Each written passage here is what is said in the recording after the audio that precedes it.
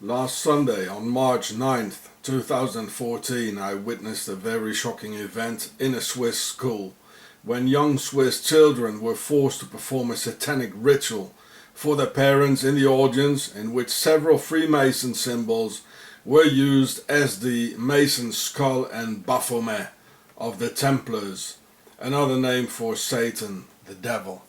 And look at the hands here. This was exactly what the young Swiss children did or had to do. And us, they didn't tell us anything about this. Exactly this. The right hand up, the two fingers. I'll show it to you in a minute. Unfortunately, I had only my old mini DV camera with me, having my HD cam to film the screen afterwards in order to upload. But we can clearly see the skull of death and how the child upholds the right hand with thumb and both index middle fingers stretched out, and similarly the left hand down, showing the same hand sign. So this is in a Freemason lodge here, and the skull was placed exactly the same way, in the same corner of the table and looking out diagonally over this corner here. Now you can see a bigger picture of this Freemason lodge, and the same things happening in Swiss schools. I witnessed it last week. Attention, for many people the following footage may be very graphic and disturbing. And remember how Switzerland was founded in the last year of the Crusades in 1291 on August the 1st, only 2.5 months after the fall of Aachen, the last stronghold of the Templars, on May 18th, 1291. The time to get back on horseback in those days. You can see those fingers again. And this is what I witnessed in a Swiss school. And it got worse. This is terrible. And how the Templars were the first banks of Europe, without any doubt founded with the notorious Templars' treasure brought into Switzerland from the pyramids in Egypt, with which the notorious Swiss Nazi Templar banks were founded. And maybe under Jerusalem there's a lot of tunnels, maybe there's a big pyramid underneath. Very likely. And this evil still lives in Switzerland in 2014, together with the worship of Baphomet of the Templars, of which I'll show you the disturbing images now. So here we can see the Swiss cross here too. These are Templars with the Templar V here. As I told you, here's another V. These are all Swiss Templars. This is the heart of evil. Now look at this X here. Well, there's a lot more. So I'll show you the images now. Here we can see the child bringing in the skull here. And here, and the skull doesn't even play one part, one role in the entire story here. In the original story, not at all. This is my son within the play, and they put the skull just in front of his nose, where he's sitting later on. So for privacy reasons, and as it is concerning children, I put some tape here over their faces here. So here we can see the skull, and my son is just sitting here opposite the skull. So this gives me a creepy feeling, as we're already under attack and we get a lot of murder threats by the Swiss police and the Swiss Justice Department, that they cut off the leg of our cat, and we already kidnapped our other boy 12 years ago, whom I never saw again. Oh, there it is again within the play, and I've noticed it's always the diagonal in all those pictures in Freemason lodges. You know, it's the same corner where it's looking out, and it's always diagonal. And my son is sitting just opposite here. And so this thing doesn't play no role in the entire play. So it has been put here for entirely different reasons. I mean, this is bad. This is real bad. There's no talk about the death skull, it's just here on the table, as in a Freemasonry lodge. So these are the things happening in Switzerland. I wonder how many parents know about this, or how many parents have they told. So this is part of the play. Les choristes, les enfants de Monsieur Mathieu. They made a well-known movie out of it as well. The child was standing for ages with the right hand up, with the middle finger and the index finger up, and the other arm down, like the Baphomet thing. It was just standing there in front of my son, like obstructing his way. So this is the second time. First the skull in front of my son, and now this here. So these sort of things are happening in the base of evil, Switzerland. So like this, she was standing for ages with my son behind. The two fingers up of the right hand and two fingers down of the left hand. As above, so below. Together with the death skull of the Masons. This gesture, this position had nothing to do with the entire play. Nothing at all. Here you see, minutes later, still standing like this, taking the Baphomet position. And who she's standing in front of? Well, there's only one person, that's my son. Again, first the skull, we're having all these these murder threats, and chopping off the foot of our cat, and now this here. Well, this is creepy stuff, you know, see it? The arm up and the two fingers standing for ages, like this here. Still in the Baphomet position.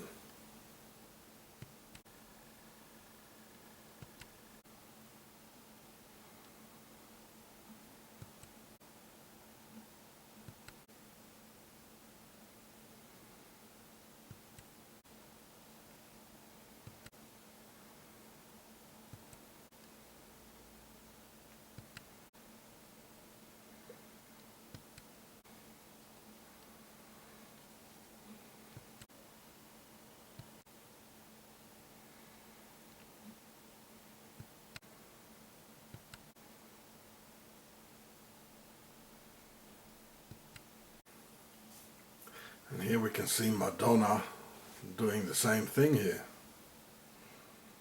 as it's being done in Switzerland. I tell you, Skull and Bones, that's the reason why they speak German there, you know, because they are from Octagon, they're on all key positions. And this one is from Octagon as well, that's the origin. It's another Swiss sleeper agent called Madonna. And there it is again. You know, she's doing the wings here and the legs like this, you know, like just like this one here. Just as in the Swiss school, eh?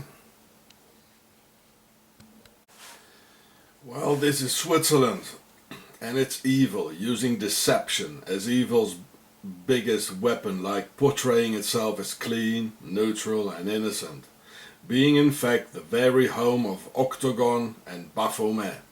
The child shows the as above, so below of ancient Egypt and Hermes or Thoth. Therefore, it's no wonder that the entire name consists of demotic words giving the true meaning of the word very much in connection with the as above, so below.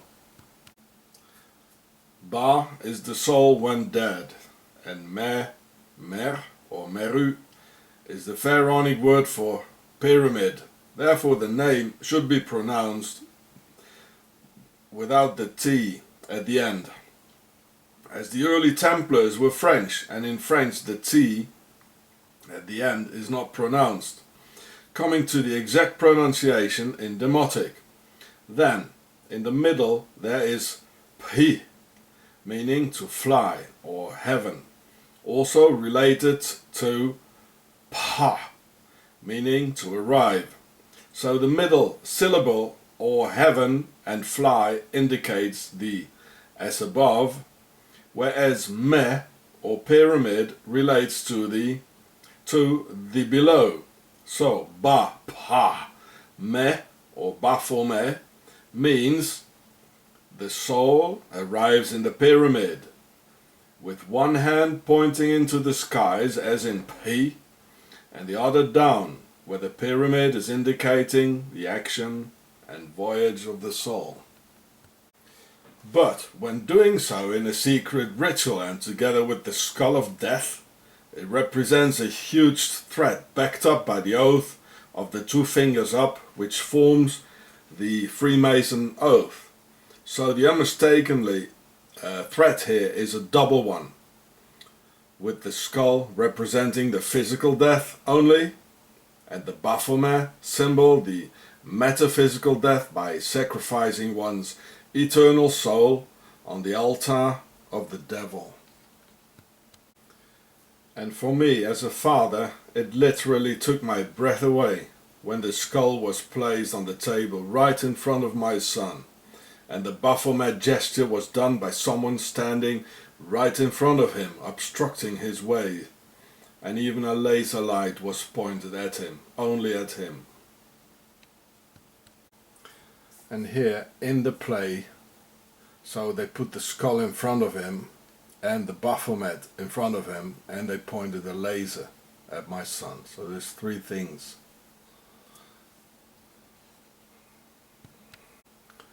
So this is my son in the play, and they pointed the laser light only on him, only in a few seconds. It lasted only 5 seconds, and he told me too, they pointed the laser light on him. Now why is this? So you can see this laser light again, and this is my son with the flashlight behind. The Swiss are an incredible sneaky bunch, you know. And I see here three very strange things. So why do they do this? I mean, that's three too much, three too many. Now what's going on here? Well, these images don't lie, you know.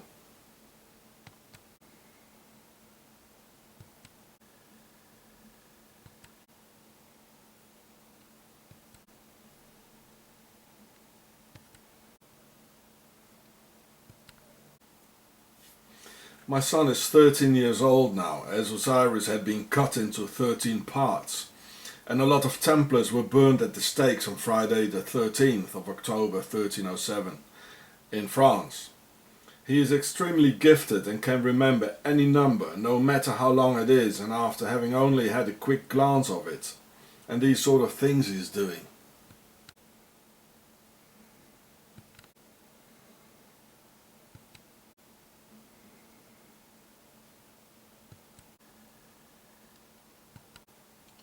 Together with all the murder threats we're receiving from these Swissies and my other child who got kidnapped 13 years ago, this gets an increasingly creepy situation. The skull does not play any part of the play, neither the real story of Les Choristes, Les Enfants de Monsieur Mathieu, nor in this particular performance. So who would put the skull of death in front of these kids with no apparent reason? Who would do such a nasty thing?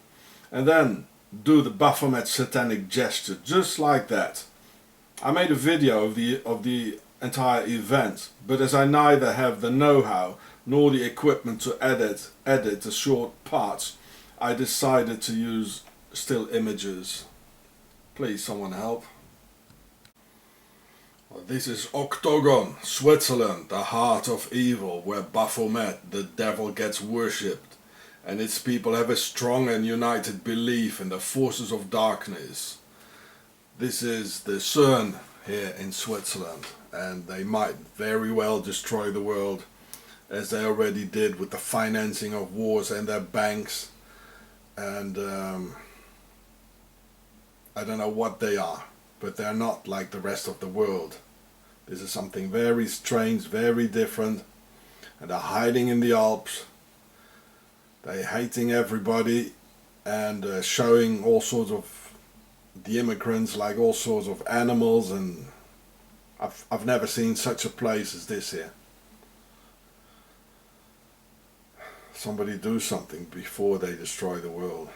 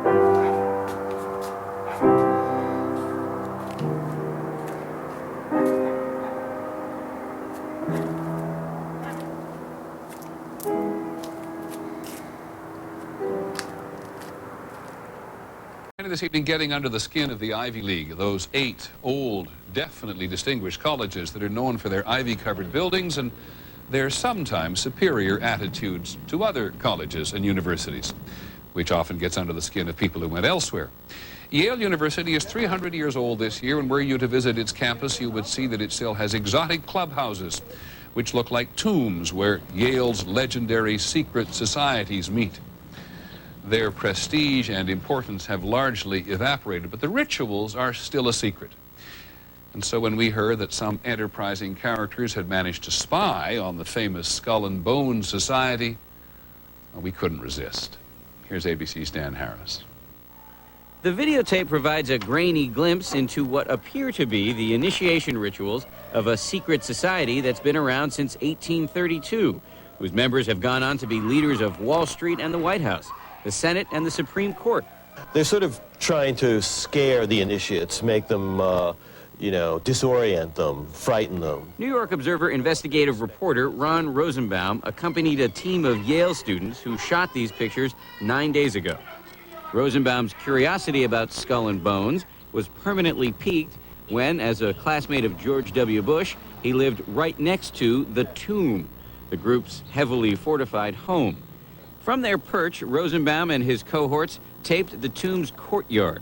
What they captured, they say, was initiates, known as neophytes, being forced to kiss a skull, then members performing a mock killing. It may look like your average fraternity nonsense, but Rosenbaum says it's not. Even though it may seem silly to us, it seems to mean something to them, and you can't argue with the success of Skull and Bones. True. Famous alums include senators John Kerry and John Chafee, to name 2, cabinet secretaries such as Averell Harriman, and 3 presidents, William Taft, George Bush, and George W. Bush, who's been reluctant to talk about Skull and Bones. Does it still exist? The thing is so secret, I'm not even sure it still exists. In recent years, by many accounts, the on-campus influence and allure of Skull and Bones has waned dramatically, and there is no proof that the rituals recently caught on videotape are the same ones performed by the current president. Still, Rosenbaum says the tape is a valuable artifact, an extremely rare view into the secret society that groomed the American ruling class for generations. Dan Harris, ABC News, New York. That's our report on World News Tonight. Don't forget Nightline. Intelligence agencies have infiltrated and created some satanic groups, with the resurgence of these groups beginning in 1966, particularly with the birth of the Church of Satan, founded by Anton LaVey. LaVey studied criminology in San Francisco and worked in the San Francisco Police Department Crime Lab. He also worked as an informant for Interpol. Prior to the Church of Satan, LaVey ran a group called the Magic Circle. LaVey's most famous associate is the National Security Agency General Michael Aquino. At the time of his membership in LaVey's group, Aquino was an Army specialist in intelligence and psychological warfare. In the late 1980s, Aquino was accused by the San Francisco Police Department of being involved in a satanic child molestation ring centered on the daycare at the Presidio military base where Aquino was stationed at the time. It is important to remember that General Aquino is first and foremost a military intelligence officer with over 40 years' experience in counterinsurgency operations and an expert in psychological warfare. General Aquino's psychological warfare campaign has started or infiltrated cults and other closed systems as part of a concerted effort to control large numbers of people and to destabilize the centers of constitutional and legal authority, both here in the United States and in other nations.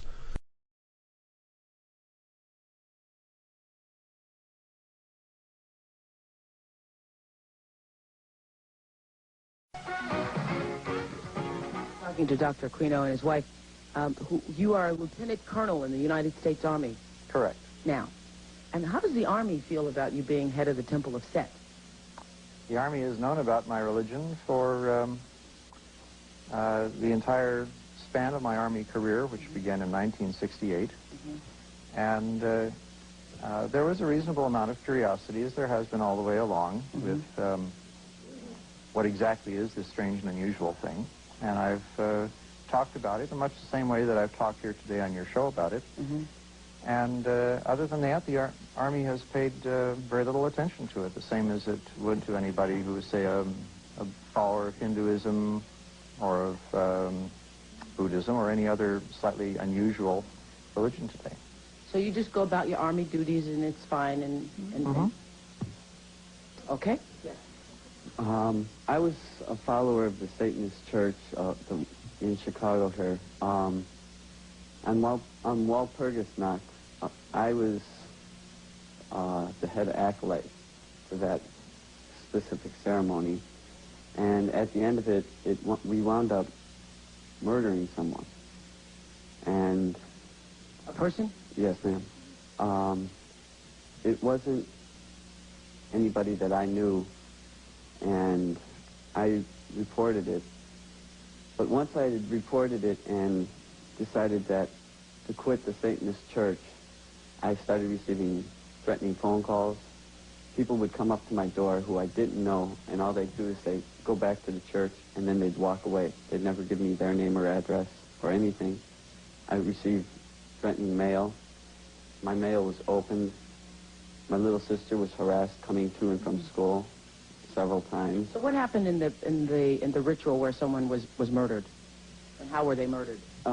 They were stabbed 7 times with knives because in Chicago? Yes. It was what year? About 8 years ago. So it was about 80, 81. And the ritual was a witch's Sabbath, and it got out of hand, and the high priest brought out these 7 daggers, and they killed him in the form of a cross with the 7 daggers. Was this person impaled against his or her will? Yes. Or did they wish to be sacrificed? No, this was against his will. But So how did you know you weren't going to be pulled in and impaled? that's why that's one of the reasons why I got out of the church. And the other reason why I got out of the church was mentally I had a nervous breakdown after that, and I just mentally could not handle it. How do you explain that? My first question would be, were you a member of the Church of Satan, a card-carrying member of the Church of Satan? Yes, sir. And who was the grotto leader? I don't remember his name. You don't remember the name of a person who involved you in murder? Not anymore, no. Were you prosecuted? Like I said, I had a nervous breakdown, and I have partial amnesia, specifically about that night. You remember the event I really itself? remember about that night itself is that I walked in, I got my acolyte robes on, and the next thing I remember seeing was this guy laying on the table with 7 daggers sticking out of his chest. Did you participate in the stabbing of the guy? I don't remember. You have made several statements that don't fit with the Church of Satan. For example, there is only one high priest. There is not a local one. We do not have any rituals. Only one high priest. Is that you?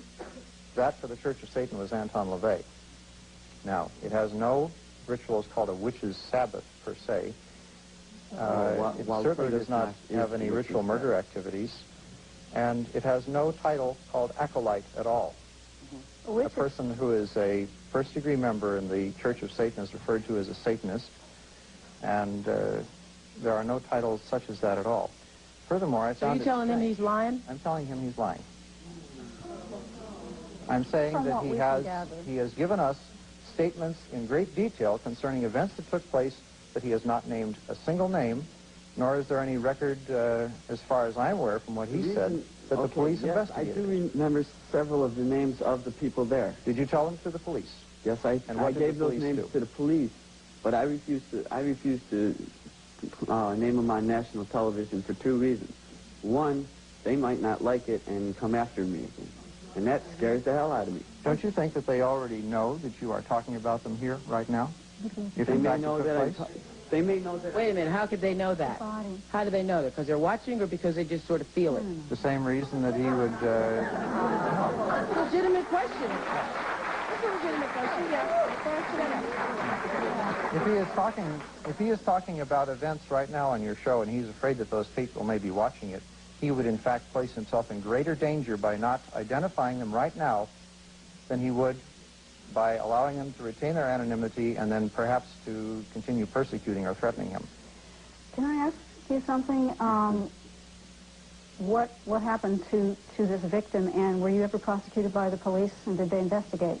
No, I wasn't prosecuted because I was the one that went to the police. I was the only one that went to the police. The police went to the cemetery where we had that ritual, and they found the altar and a lot of the blood and some of the trappings, but they never found the body or anybody else in the coven. What did you do with the body? I left. I got out of there. When I realized that this guy on the altar was dead, I just You murdered a person and then just turned and walked away? And the police said, well, as long as you talk to us about it, it's okay, but we won't... I don't know if I was involved in the actual ritual itself. You told us that you killed a person yourself. No, he didn't. No. No, he didn't.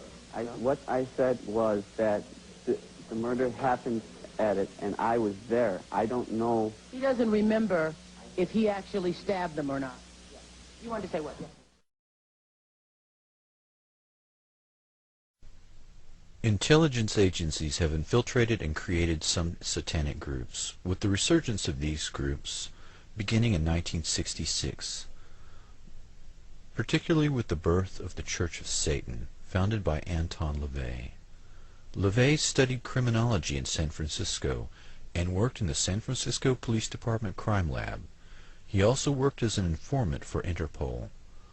Prior to the Church of Satan, LaVey ran a group called the Magic Circle. LaVey's most famous associate is the National Security Agency General Michael Aquino. At the time of his membership in LaVey's group, Aquino was an Army specialist in intelligence and psychological warfare.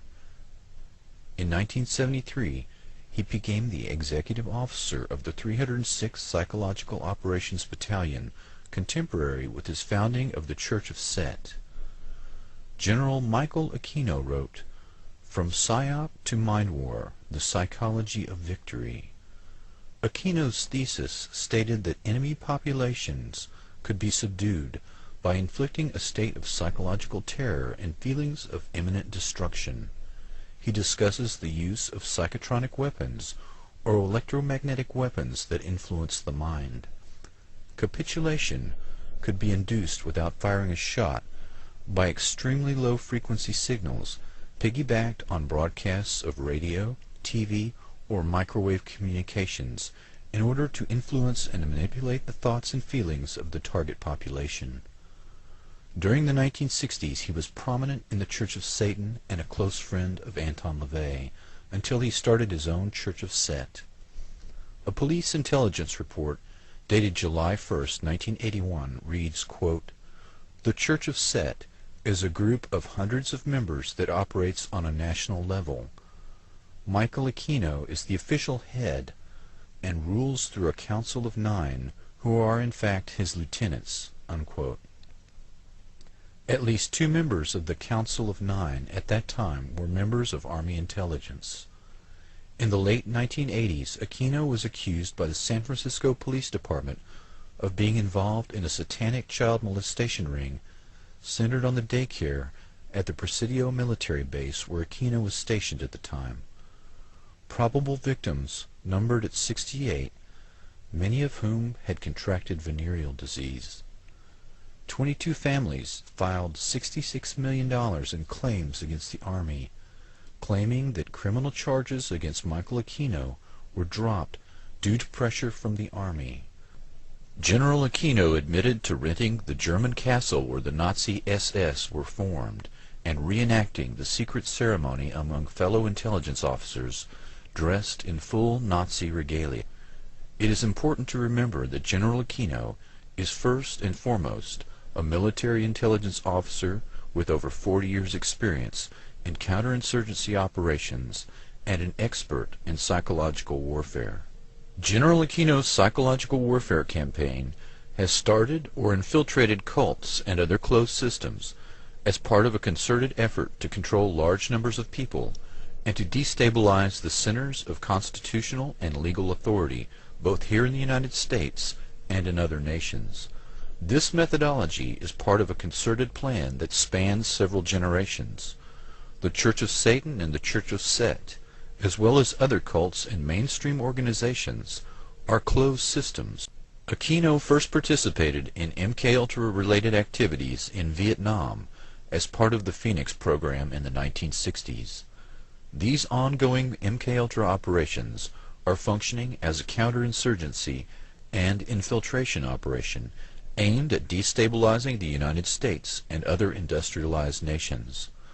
The following cults have been used by General Aquino or his associates to continue MKUltra operations outside of the laboratory. The mass suicides at Jonestown of 890 people had similar threads, a cult with sinister connections. Jim Jones, who had connections to the CIA, set up his utopian experiment on the same land the CIA had used to train mercenaries to fight in Angola. According to investigators, the Jonestown experiment was conceived of by Dr. Lawrence Laird Layton, staffed by him and financed by Layton. The African-American cult had at its core a Caucasian inner council composed of Layton and his family. Layton was a chemist in the Manhattan Project and head of the Army's Chemical Warfare Research Division in the 1950s.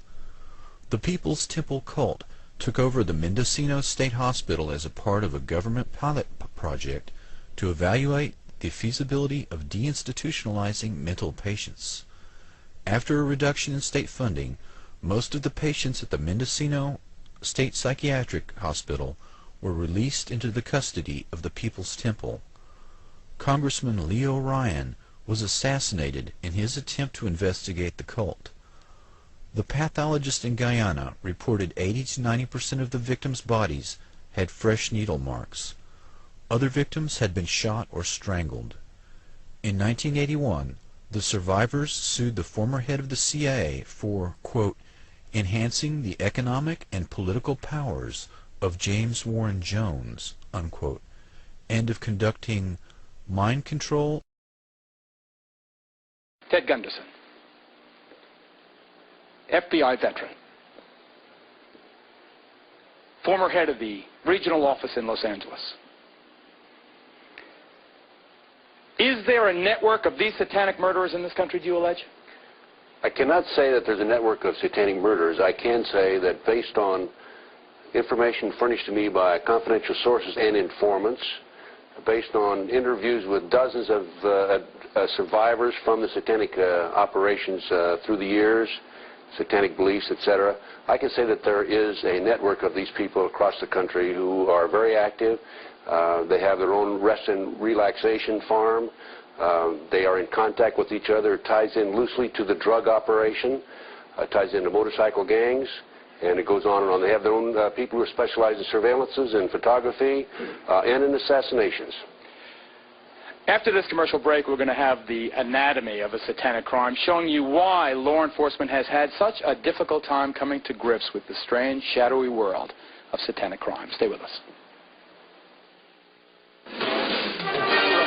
Cheryl, please, let me interrupt. The stories dump in the ocean, chop up the bodies, these things, they sound like they can't be happening. Ted Gunderson, respected law enforcement professional, recently or retired now from the FBI, former regional director of Los Angeles. Do you, sir, believe that these dreadful allegations of babies being sacrificed are true? I absolutely believe it, without any doubt. Based on the information that's been given to me across the country by numerous survivors and by confidential sources and informants. Then why don't you name these people and arrest them? Never a name, never an arrest. These women come out of a group and they insist that they know the people in the group, and yet they do not identify these large, mysterious cults. Name them and arrest them and get them off the street. Does he not make a valid point? He makes a valid point. The problem with that is, number one, police officers don't believe it. I may believe it. You may believe it. Some people in your audience may believe it. They don't believe it. Number two, if you decide to investigate these people, you have to, number one, handle it from an undercover operation. If you put an undercover operation into effect, then you have, in a sense, your own police officers become involved in these heinous crimes, and they are, of course, become murderers. And in addition to that, if you do decide to investigate these people, it's a lot of work. And many law enforcement officers are apathetic and don't want to get involved. Ladies and gentlemen, you have heard this. The debate here could rage over this issue alone for hours and hours and hours. Michael Aquino is right when he says there have not been any successful prosecutions for this horrible allegation. Ted Gunderson is a sincere man with a good reputation who says that there are difficulties in the prosecution. Still, the point is it has never been proven in a court of law. Obviously, it needs more investigation, but if these things are happening, then there should be a national task force of federal and state and local cops working together to prove or disprove. Because this is just unacceptable, this impasse. Coming up, we're going to have warning signs you should watch for, parents, and all of our guests will be available for a final discussion about Satanism after this break.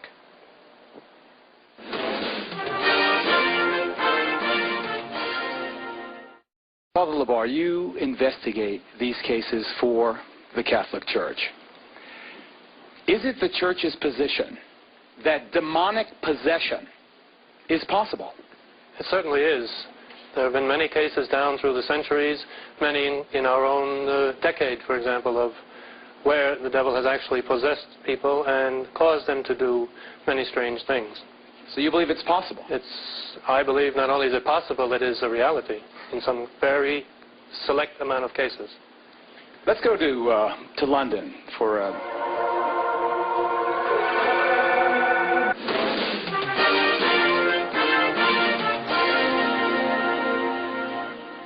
Father LeBar, from the point of view of the Catholic Church, is this something Catholic parents, and I'm not singling out the Roman Catholic faith, obviously this affects children of all races, colors, creeds, religions. It seems particularly strong, as you've seen over the course of the last 2 hours, to be very strong in the so-called Bible Belt among fundamentalist Christians. But from the point of view of the Roman Catholic Church, is this something for parents to be concerned about? Something very much for parents to be concerned about, because in our Catholic theology we know the power of the devil. We know the influence that the devil can have directly and indirectly.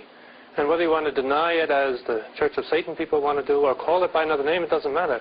It's the power of evil, the force of evil, and it's that thing which disrupts ordinary human life, which, as we've seen, happening so often. So it is necessary for parents to beware and be Dr. careful. Aquino, is it the force of evil? Does it disrupt? Is it a force for everything negative? Well, if you're talking about Satanism as legitimate Satanists define it, absolutely not. It is ethical, it is above ground, it is positive. If you are talking about the devil as it is defined by religions such as Father LeBar's, then it is, in fact, a symbol of degenerate behavior, and this is part of our problem tonight. Should we have warnings, sir, the way we do on cigarette packs, for people coming into your houses of worship? Warning, this sect may be dangerous to your health and the health of the people you know. No, because in the case of the Temple of Set and the Church of Satan, we have not had any problems with criminal behavior. And yet when you hear story after story after story of people committing these wretched crimes, these violent crimes in the devil's name, you find one common thread to that, that all these people that you've shown tonight come from a background in which their moral instruction has been from a religious tradition other than ours. It may be Father LeBar's, it may be some other mainstream one, but it is not that of Satanism. The man with his back to the camera is going even further. He's engaged a deprogrammer, Rick Ross, the man whose face you're seeing. Together they're planning to get the man's wife away from the church. Once happily married, the man believes the door has destroyed his family. We've distorted his voice to protect his identity. How has your life really changed now as opposed to how your marriage was before? Well, they seem to control my wife and my children. Now that when I go visit my children, they come to me and say that I'm of the devil because I'm a Catholic. And, I have no intentions of changing, but the door has taught them to, hate the Catholics. And they seem to be starting to hate me now. But how did it come to this? Deprogrammer Rick Ross doesn't believe in kidnapping, but many other deprogrammers do.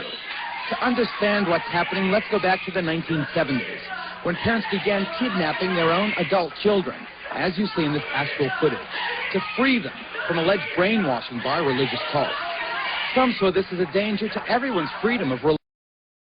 That based on information furnished to me by confidential sources and informants, based on interviews with dozens of survivors from the satanic operations through the years, satanic beliefs, etc., I can say that there is a network of these people across the country who are very active.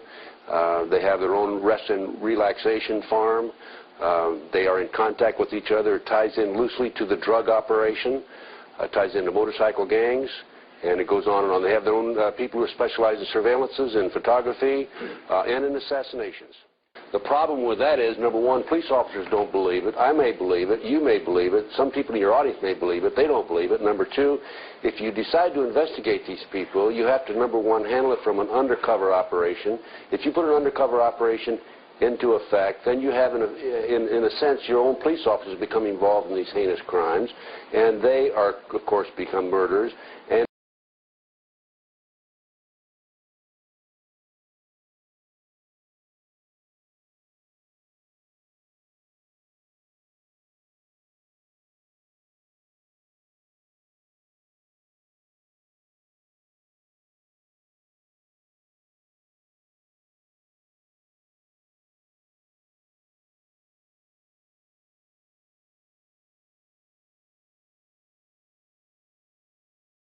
police officers don't believe it. I may believe it. You may believe it. Some people in your audience may believe it. They don't believe it. Number two, if you do decide to investigate these people, it's a lot of work.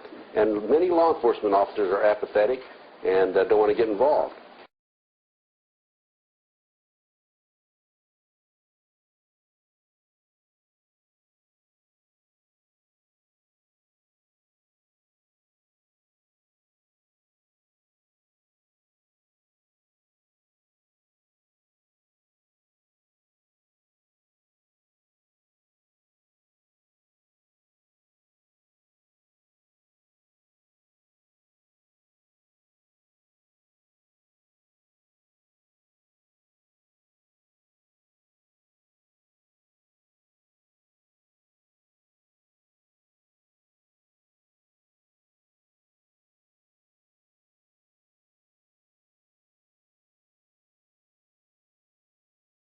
I think that the battle, the war on drugs has been an utter failure.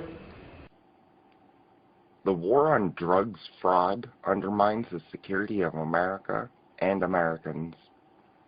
Barack Obama admitted the war on drugs is an utter failure. So Obama is intentionally letting failed policy destroy lives. Can Obama prove otherwise? Prohibition needs to end. I think that the battle, the war on drugs has been an utter failure.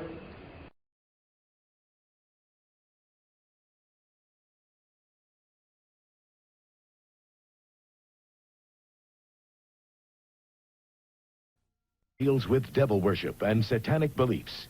It contains explicit scenes and descriptions of violent crimes and rituals.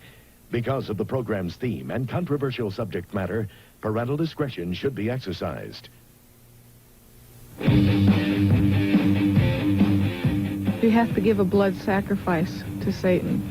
It's supposed to keep you protected. It's supposed to keep you pure. They said that if we told that the devil would come and kill our parents. It doesn't matter if you believe in Satan. It doesn't matter if you believe in demons. What's important is to know that there are people out there that do, and they're willing to do anything to accomplish their goal.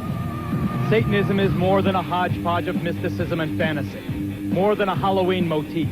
It's a violent impulse that preys on the emotionally vulnerable, especially teenagers, often lonely and lost. It basically started out like with the killing of animals. Then there's always the heavy metal music, and drugs don't help. It attracts the angry and the powerless, who often think it's a secret lie.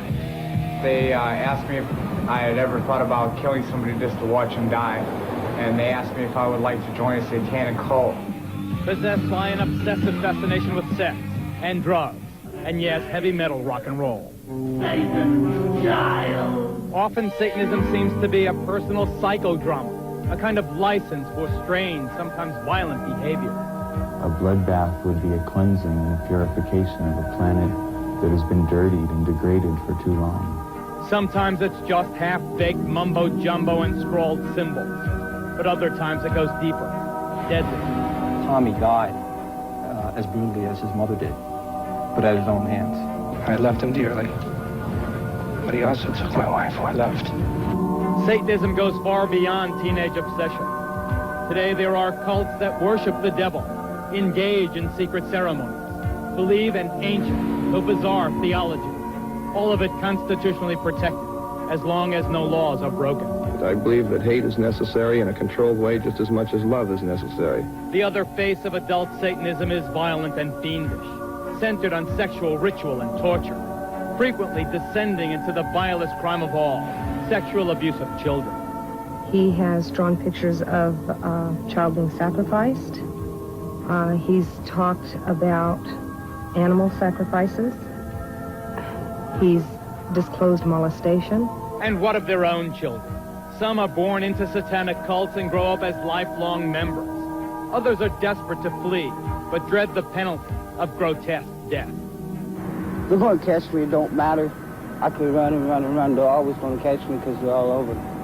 And beyond the mayhem and monsters, it's said that a nationwide network of satanic criminals exists.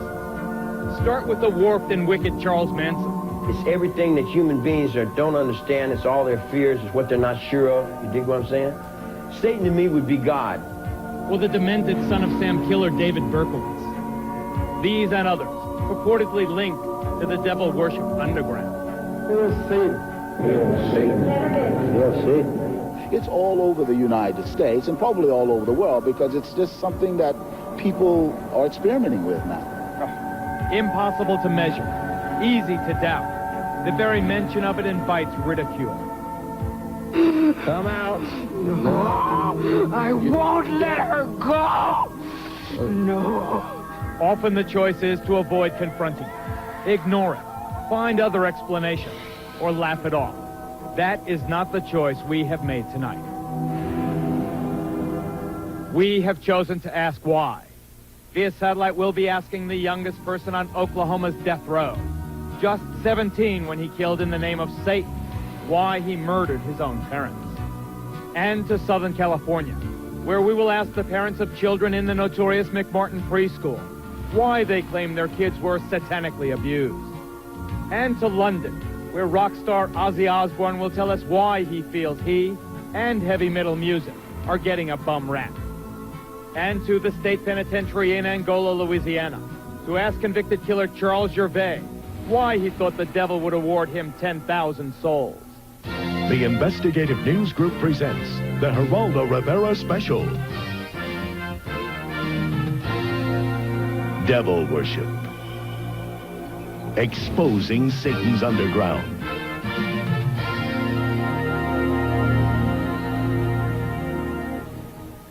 Whether a Satan exists is a matter of belief, but we are certain that Satanism exists.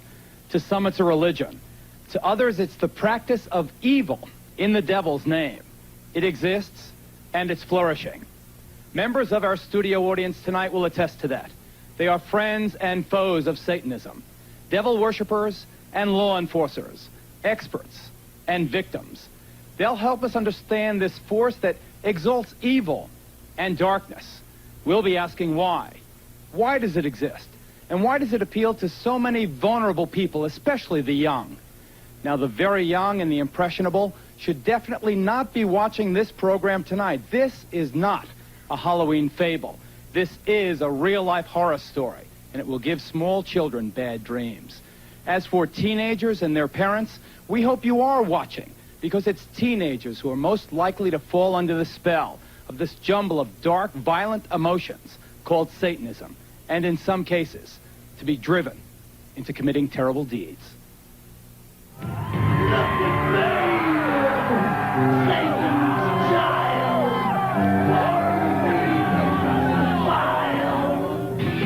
Being into heavy metal doesn't necessarily mean your kid's also into Satanism, and most of these fans are not. But there is an undeniable connection between obsession with the really hard stuff and the occult. This stone pony from Kansas City is named Spike. The upside down cross is a symbol of Satan. Ozzy is a rock and roll singer, and most acid rock is involved with Satanism. Let him who hath understanding reckon the number of the beast. A heavy metal freak from Louisiana, Joe got himself into self-mutilation in Satan's name. We'd cut our arms and let the blood drip into a cup, and we'd pass it around and drink from the cup, from each other's blood. Kim from Colorado also practiced the gruesome ritual. Violence with blood. We like to see blood, and we used to eat blood and stuff like that. Drinking blood as entertainment is apparently a staple in the acts of heavy metalists like Wasp. My life became centered not only around the marijuana I was smoking and the booze I was drinking, but it became centered around Satan. Although Satanism is more obvious in the lyrics of groups like Megadeth, Slayer, Venom, and Iron Maiden, in St. Petersburg, Florida recently, satanic symbols filled the air at this concert by Danish-born King Diamond. How much can you influence kids? I think people are too clever to be influenced by watching a band or listening to an album to go out and do the same. Because if they were that easy to influence, watching the news, you get the real thing. And everybody knows that right into your living room. Personally, I am a Satanist, a practicing Satanist. But we never tried to preach that religion to anybody. Bull. An avowed Satanist, Diamond's protest that he's not preaching is belied by lyrics laced with references to death, graves, and evil. Of course, to some, it's just rock and roll rebellion. Satan has nothing to do with this kind of a concert. It's just an outlet to have a good time. Parents, they go Satanism their kids. It's killing their kids. It's not killing their kids. The parents are screwing up in the beginning. We're the next generation. Yeah. United! Yeah.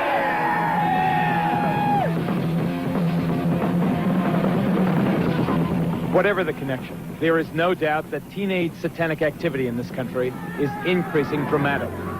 In Bayou country in southwest Louisiana, one persistent problem has been grave robbing. So what do they take out of these tombs? They take out the bones, okay, especially on the older type grave sites as this, because our understanding is that the right little finger has something to do with their culture, and they make a necklace out of them and they wear them. A necklace out of the right The knuckle? right knuckle. And the graffiti is no longer John Loves Mary. Death chamber, the point of no return, this says. As you walk into the main vault, it's the devil's pentagram, 666, the sign of the devil. Over here, a bloody skull and crossbones. In Maine, a dozen churches were defaced with satanic symbols. In California, New Jersey, Alabama, and elsewhere, police have found inverted crosses and the remains of mutilated animals. But by far the most frightening of all are the reports of teenagers killing other kids in Satan's name. Item, Douglas County, Georgia. I'm sorry for you, young lady, and I sentence you to a term of life in prison. I'm sorry for you, and I wish you good luck. Remove her from the courtroom, Mr. Sheriff. 17-year-old Melissa Ernest and two other teenage members of her coven admitted drinking her 15-year-old victim's blood, then dancing around her still warm body. Now listen to this report from a small town in Maine. Yesterday's conviction of Scott Waterhouse for the murder of 12-year-old Giselle Cody may finally bring an end to talk of a satanic cult in the town. Item, Long Island, New York. Police arrest 17-year-old Ricky Casso for the ritual murder of 15-year-old Gary Lowers. Casso gouged out his victim's eyes. As we've seen, the level of violence in these crimes committed in Satan's name is often appalling and savage, brutal enough to shock even hardened police officers. Detective Paul Hart thought he had seen everything. Then this veteran New Jersey officer saw how a suburban teenager murdered and mutilated his own mother. I believe that evil will once again rise and conquer the love of God. If this pact is to your approval, sign below. Just barely 14 years old, Tommy Sullivan had written this contract with the devil before he butchered his mother with his Boy Scout knife. The murder took place in the basement of the Sullivan family home. As we came down here, we found Mrs. Sullivan laying on the floor just about in this area here. Describe the condition of the body. It appeared that her throat had been cut and a good portion of her face had literally been slashed away. Tommy died as brutally as his mother did, but at his own hands. What did Tommy then manage to do to himself? What wounds did he inflict on himself to kill himself? His first self-inflicted wounds were a series of wounds to his wrists. 3, if I remember correctly, deep enough to actually sever the arteries and the tendons in his arm, enough to snap back his wrist. And after doing that, he literally slit his throat from ear to ear with this 3.5-inch knife from the windpipe all the way back to the spinal column, and to the point of almost taking his head off. Understandably unable to live with the gruesome memories in their family, Tommy's father and younger brother have moved out of state. Do you think you can ever find it in your heart to forgive your son? I don't know. I loved him dearly, but he also took my wife who I loved. How could this happen here? To a nice boy from a good Catholic school and a fine middle-class family. Sure, he was obsessed by the symbols. This is what his room looked like on the night of the murder and suicide. But heavy metal is not answer enough. You're a veteran of Vietnam. Had you ever seen anything that brutal? Certainly in an area like this, in a town like this, in a neighborhood like this, you don't expect to see that type of violence. And it was brutal. It was brutal, and there's few of us that will forget that. Nor do you forget these drawings Tommy made just before he killed himself. But you continue to search for the reasons. What made Tommy? What made the others do it?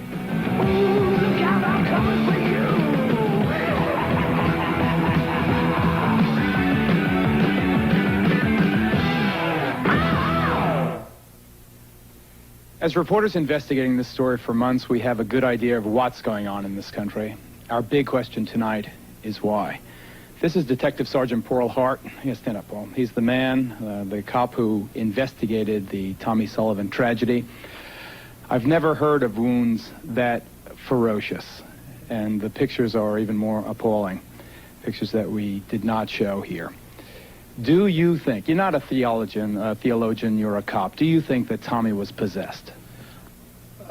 I think that possession is a state of mind, and it would have been a hell of an interview with Tommy had we located him. certainly, like I had said before, his death was as violent as his mother's. Father LeBar, you investigate these cases for the Catholic Church. Is it the Church's position that demonic possession is possible? It certainly is. There have been many cases down through the centuries, many in our own decade, for example, of where the devil has actually possessed people and caused them to do many strange things. So you believe it's possible? I believe not only is it possible, it is a reality in some very select amount of cases. Let's go to London for a quick exchange with Ozzy Osbourne. Ozzy, I'm glad you're on the program. I'll interview you in greater detail in a couple of minutes. The one thing I have to ask you now, though, is, of course, the vast majority of your fans and the fans of heavy metal music are not Satanists. But there is no doubt, at least not in our reporting, that that heavy metal music plays a role.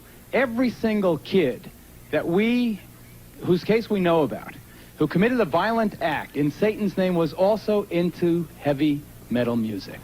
What's your response to that, Oz? Well, I don't really know. All I do is make music. You know, I don't sit down and purposely plan to freak everybody out. I mean, I always have played heavy metal music. I suppose when I was younger and I started writing songs, my world was kind of dark and dingy. You know, I came from a working class family who had nothing, no dough, no prospect of ever having much money, and so that's how I saw the world as a child. And so, I mean, not all my songs are about Satanism. Of course not. In fact, if you stand by, Ozzy, because I want to get to Sean Sellers, who's the youngest kid ever to go on death row in Oklahoma. Sean is a kid who murdered his mother, murdered his stepfather, murdered a convenience store clerk. What did Satanism have to do with it, Sean? What did Satan, do you feel, have to do with, first, your murder of that convenience store clerk? Satanism was, well, the murder was because it was how do I say this so that you can understand it? It was a sacrifice to prove allegiance to Satan, to prove my hatred towards society and everything. Well, hatred towards society is one thing, Sean, but how does Satan make you commit murder? Yeah, but Geraldo, Sean, in that particular situation, Sean Sellers... This is Tom Wedge, an expert in Satanism, who is with Sean in the Oklahoma State Penitentiary. Yeah, right. Go ahead, quickly. Sean had broken every one of the 10 commandments except thou shalt not commit murder. And after he worshiped before the altar and asked for powers from Satan, he went out to do this. Technically, it was a human sacrifice. Okay, I got to move on. You guys stand by. We'll get back to you. Stay with us, ladies and gentlemen. We're going to get into the mind of another all-American boy who came under the influence of Satanism and took part in a crime without passion or motive. He and his pals beat another classmate to death. We'll be right back.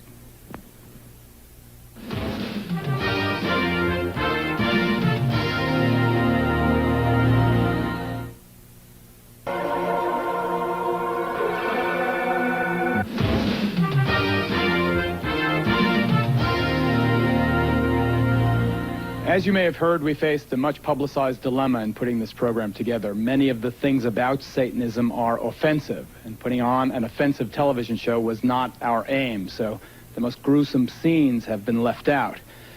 Now, what we've kept is strong. We think it's strong enough to get across an effective warning.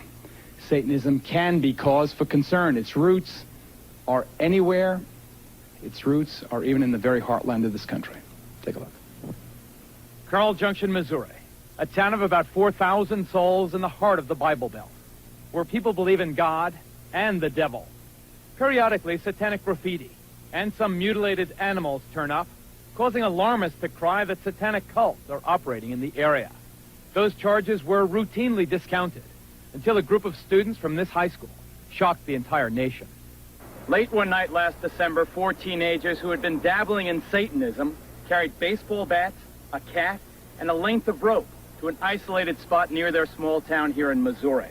By the time the night was over, the cat had been mutilated and one of the boys beaten to death by the other 3, who then dumped his body in a well. One of the kids who did it, Pete Rowland, is now serving life sentence without parole here at this maximum security facility in Fulton, Missouri. The other two boys, his classmates, were also sentenced to life. Have you ever been here in the first interview since the murder? Pete Rowland talks about the satanic elements of the crime. What was it about Satanism that attracted you? Power. Just, you know, with power comes money, comes girls, just the feeling of people looking up to you, popularity. You're a good-looking guy, smart. Wouldn't you have those things anyway? It just seemed easier through the devil. The devil was the spur for this murder, which Pete confessed on this never-before-seen police videotape. Yes. Go ahead and show us what you did. And I got him right through here, and I grabbed the over hand, and I pulled him through to right here. So the victim, and he was still moaning a little bit and going, like kind of like that. About this bad here, Pete. Okay, this is the bat that I threw. This is the third bat. Quite a bit of blood and hair on this thing. You can see a lot of hair on the end of it. Who all hit him? Me, myself, Jim Hardy, and Ron Clement. It basically started out like with the killing of animals. Then there's always the heavy metal music, and drugs don't help. Sometimes I didn't feel like I was the master of my own body.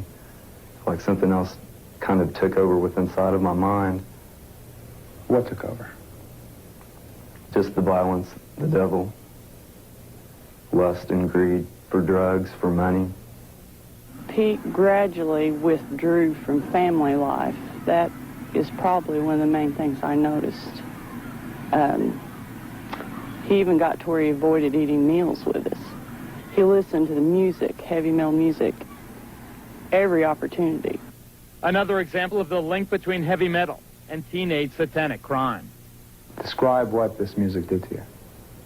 It's kind of like in the way of when we killed animals, it was just like, it would just go, things would go through my mind, and I could see the thoughts, I could see me hurting someone, you know, torturing people, and just along with the words too. Some of it was just all hail Satan and ripping apart, severing flesh, gouging eyes, things like that, you know. And after you listen to this, you know, 3 or 4 hours a day, every day for, you know, years or months, and it can get to you. Why did you choose this guy as your victim? Why Steve? Just because he was a human. Just because we could deceive him easy. The boy deceived was 19-year-old Stephen Newberry, who then took the first of some 70 blows as his classmates swung their baseball bats. I kind of looked down and I heard a pop, and I knew what it was. And I looked up, and Steve's eyes were real big, you know. And he just said, you know, why me? Why me? And he just looked like he was really sad. And someone said, because it's fun, Steve. And then we just all just like vultures, you know. I mean, we just went in.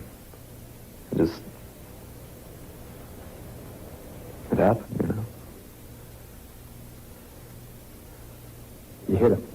Yes. In the head? Yes. How many times? A lot. And I look at my hands sometimes and I think, you know, are these the hands that killed him? And I mean, I know they are, but it just doesn't seem like it, you know.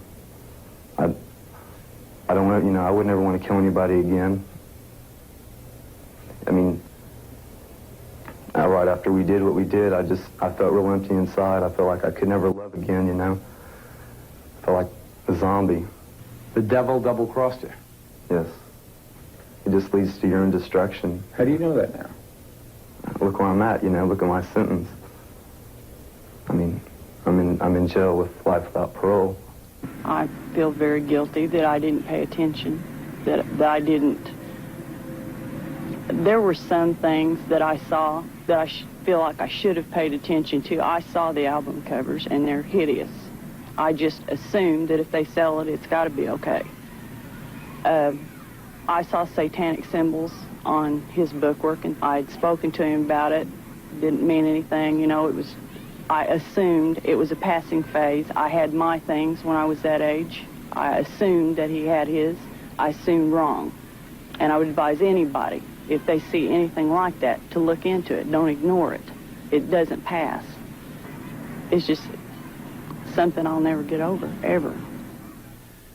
Parents, heed the advice of Pete Rowland's mom. Pay attention. Satanism is not a harmless fad or a passing phase in some of these kids' lives. Ozzy, Yeah? I know that your lyrics are less excessive than groups like Slayer or Venom or Iron Maiden or some of the others, but still, for some reason, maybe it's because you've been around for so long, I see tattoos of your name on some of these, teenage devil worshippers' arms.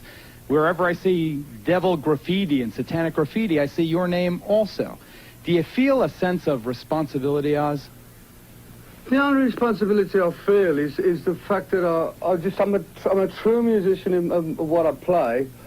I don't want to make anybody start doing all this devil worship crap, because that's not my intention. Although I have sang on a few songs about the devil, that's about it. I don't want anyone to harm themselves.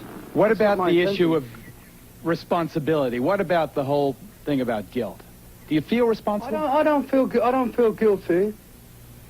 I feel kind of persecuted by everybody because I'm not a bad guy. My intentions are not to harm anyone. In fact, it's directly the opposite. Like when people come to my concerts, I want them to have a good, fun evening out, And it seems to me that a lot of people judge the book by the cover more so than they write things about me where they don't even know what they're talking about, Well, there are lots of people out there, lots of people here in our studio audience who have a very different point of view. We'll get to them coming up next. A look into the dark soul of Satanism. Stay with us.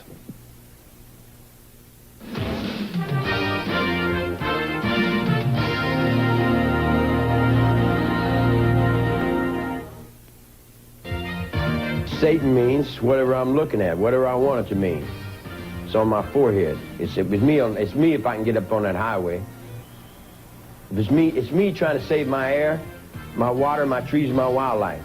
It's me on that cameraman. The Geraldo Rivera special, Devil Worship, will continue.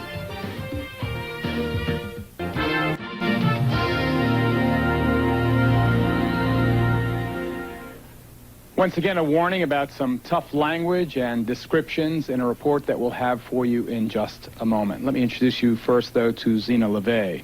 Her father, Anton LeVay, is, I guess, the founding father of Satanism in this country. Founding it about 25 years ago, Zena? Yeah, approximately 25 years. Can you tell us with any certainty how widespread the religion of Satanism is in this country or around the world? Well, the religion is worldwide. We have members just throughout the world, and it's a legitimate religion. It's perfectly within it's legal. But how many people? Hundreds, thousands, tens of thousands, hundreds of thousands? Hundreds of thousands, I can't say. Thousands, easily. What is it, Dr. Aquino? Dr. Aquino, the high priest of the Church of Set? Temple of Set. Temple of Set, also a colonel, interestingly enough, in the United States Army. What is it, this Satanism? I think that there is some confusion tonight because this same term means something different to Satanists than it does to Christians in the United States. By our own standards, the people who you've shown in these film clips would not be Satanists, either present or in the past. Rather, they would be the failures of a conventional religion. I appreciate your opinion. What is it, sir, then? What is Satanism? Well, originally the Church of Satan, when it was founded, was composed not of people with a hatred for Christianity, but of people who, by and large, were agnostics and atheists, because they felt that the institutions which had arisen around Christianity had failed in their moral commitment. So Satanism itself became an emphasis on rational self-interest and on taking responsibility for your own intellectual and ethical decisions. Rational self-interest, you call it? Yes. Okay, one thing we do know that Satanism has in common with other religions is the belief that the devil can inhabit your body. Remember the movie Exorcist, the film? It dealt with ridding the body of Satan in a ritual called exorcism.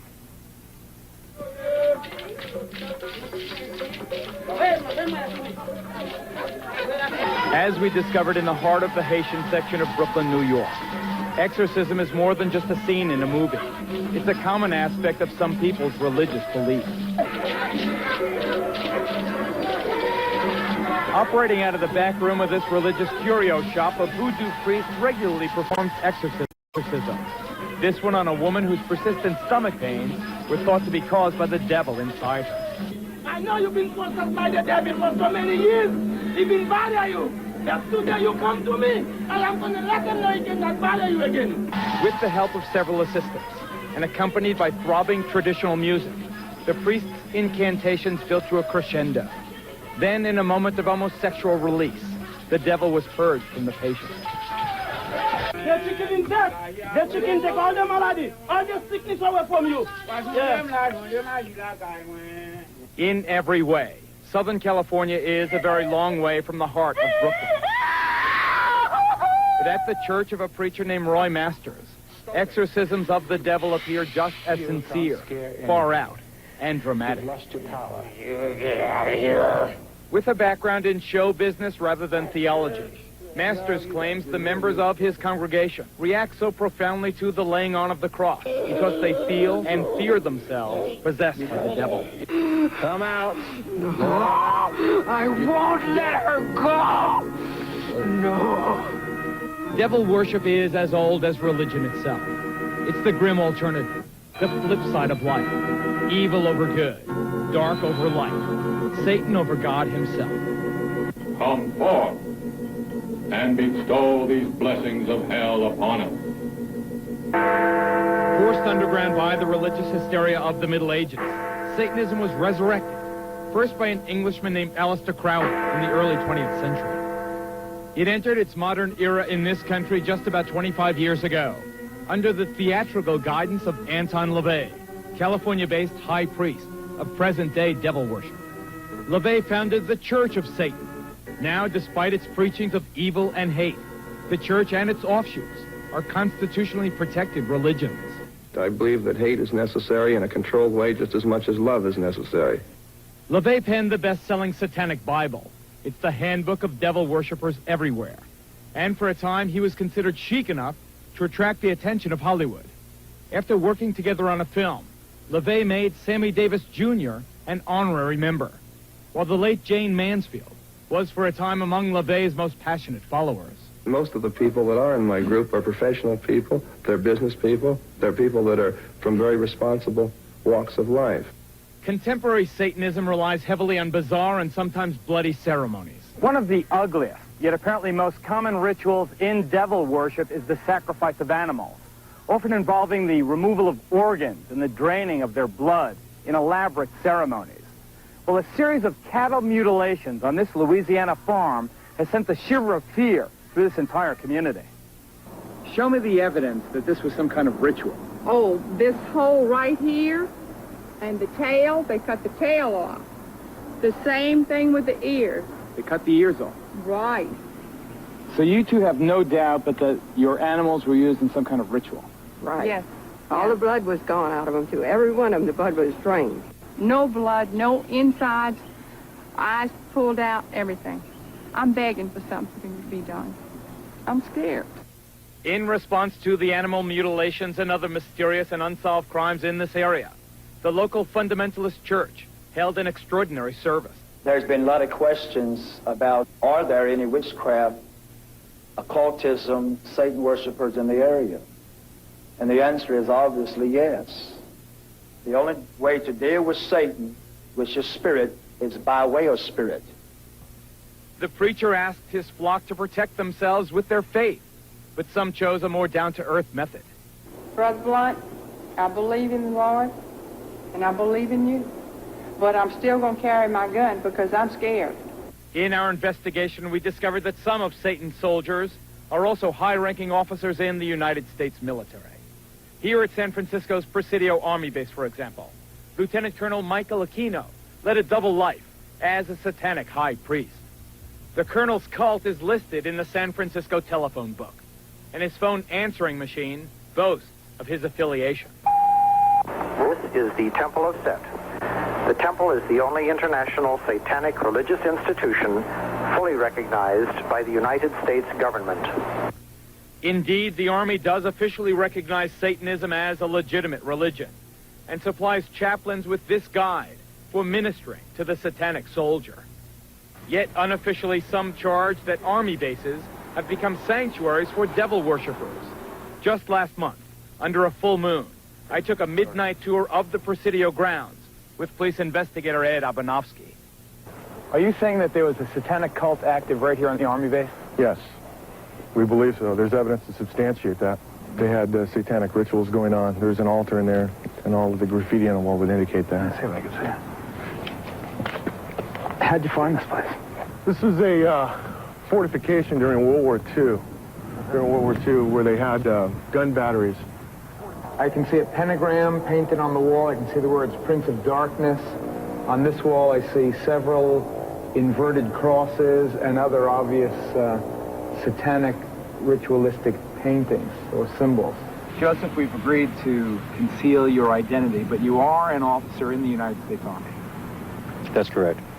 And you were an officer in the United States Army during the time you were a member of this satanic organization. Yes. Did the authorities at the Presidio know that a satanic organization was active on their base during the time that you were a member? They were very much aware of it, yes. The present base commander, Colonel Rafferty, says that today, at least, I know of no satanic activities whatsoever in this area. Satanism may be a constitutionally protected religion, but similar to another recent case at the United States Military Academy at West Point. Here, charges surface connecting ritual child abuse at the Presidio Daycare Center to the devil cult. It was here, parents and others allege, that as many as 60 young children were ritualistically abused by soldiers of Satan. What actually was done to the kids? Oral copulation, sodomy, defecation. They were urinated on. The former chief juvenile investigator at the Presidio, Ed Abanovsky, is here. He's now a deputy sheriff in Santa Clara County. Colonel Aquino, we note, sir, for the record, that you were originally implicated in the dreadful charges of child abuse. We note also that no charges were ever brought against you, and presumably you have been cleared. Would you like to comment on why those charges were brought against you? Well, the entire time that the so-called child molestation scandal was occurring at the Presidio, the time period when these terrible events were supposedly taking place, I was assigned to the National Defense University in Washington, D.C., and my wife was out there living with me. But is it not a fact that a 3.5-year-old girl identified you as the alleged perpetrator of molestation? No, as a matter of fact, it is not the case. An accusation was made by her stepfather, who was an Army chaplain, speaking on behalf of this child.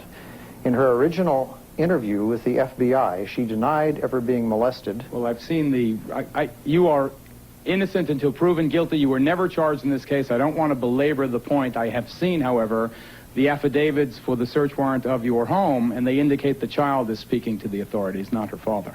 This was after she had been subjected to therapy. Let's say you are innocent of that. You are no longer at the Presidio. You are now in St. Louis, but you are still a serving officer or colonel in the United States Army. Do you feel it is inconsistent with a high-ranking officer pledged, sworn, to uphold the Constitution of the United States that you are also a practicing Satanist? Not in the least. The Army has known of my religion for the last 20 years. There has never been a problem with it, any more than there is a problem with other members of minority religions. But let me read from the Satanic Bible. Quote, this is the number one, commandment. Death to the weakling, wealth to the strong. How can you believe this and still uphold the Constitution of the United States? Death to the weakling? Well, for one thing, what you're looking at there is a highly polemical book that was never meant to be taken literally in all of its commandments. Written by Zena's father. Yes, and I'm aware of that, and I'm also saying that members of the Church of Satan understood that much of this book was in the form of a polemic. It was a statement that was dramatically made, but was not intended to be taken literally in all its respects. So we should not take this book literally? Correct. This is Dr. Walter Grote, would you stand, sir? whose daughter was allegedly abused at West Point, the United States Military Academy. You were a captain in the United States Army. Aside from what allegedly happened to your daughter, which I know you allege was part of a satanic cult, and having nothing to do with this man, I state again for the record, what is your feeling, sir, on the fact that a serving officer in the United States Army is also a professed Satanist, a high-ranking person? Well, I think in this election year, we've heard a lot about values, Geraldo. We've heard a lot that our little children should be saying the Pledge of Allegiance to the flag. Mr. Aquino has identified himself as an antichrist. He preaches that as the leader of the Temple Set. I don't think I'm misquoting him. I find it inconceivable that we can have candidates talking about one nation under God and having our children say that, yet by the same token, we can have somebody in our army as a colonel leading our troops in battle who are opposed to the very concept of God and whose whole purpose it is to fight against God. We have to take a break right here. Next, more on the connection between Satanism and violence, including more charges of the sexual abuse of children. If you have let your kids watch up until now, we urge you, ladies and gentlemen, we are not kidding. Get them away from the TV during our next report. We'll be right back.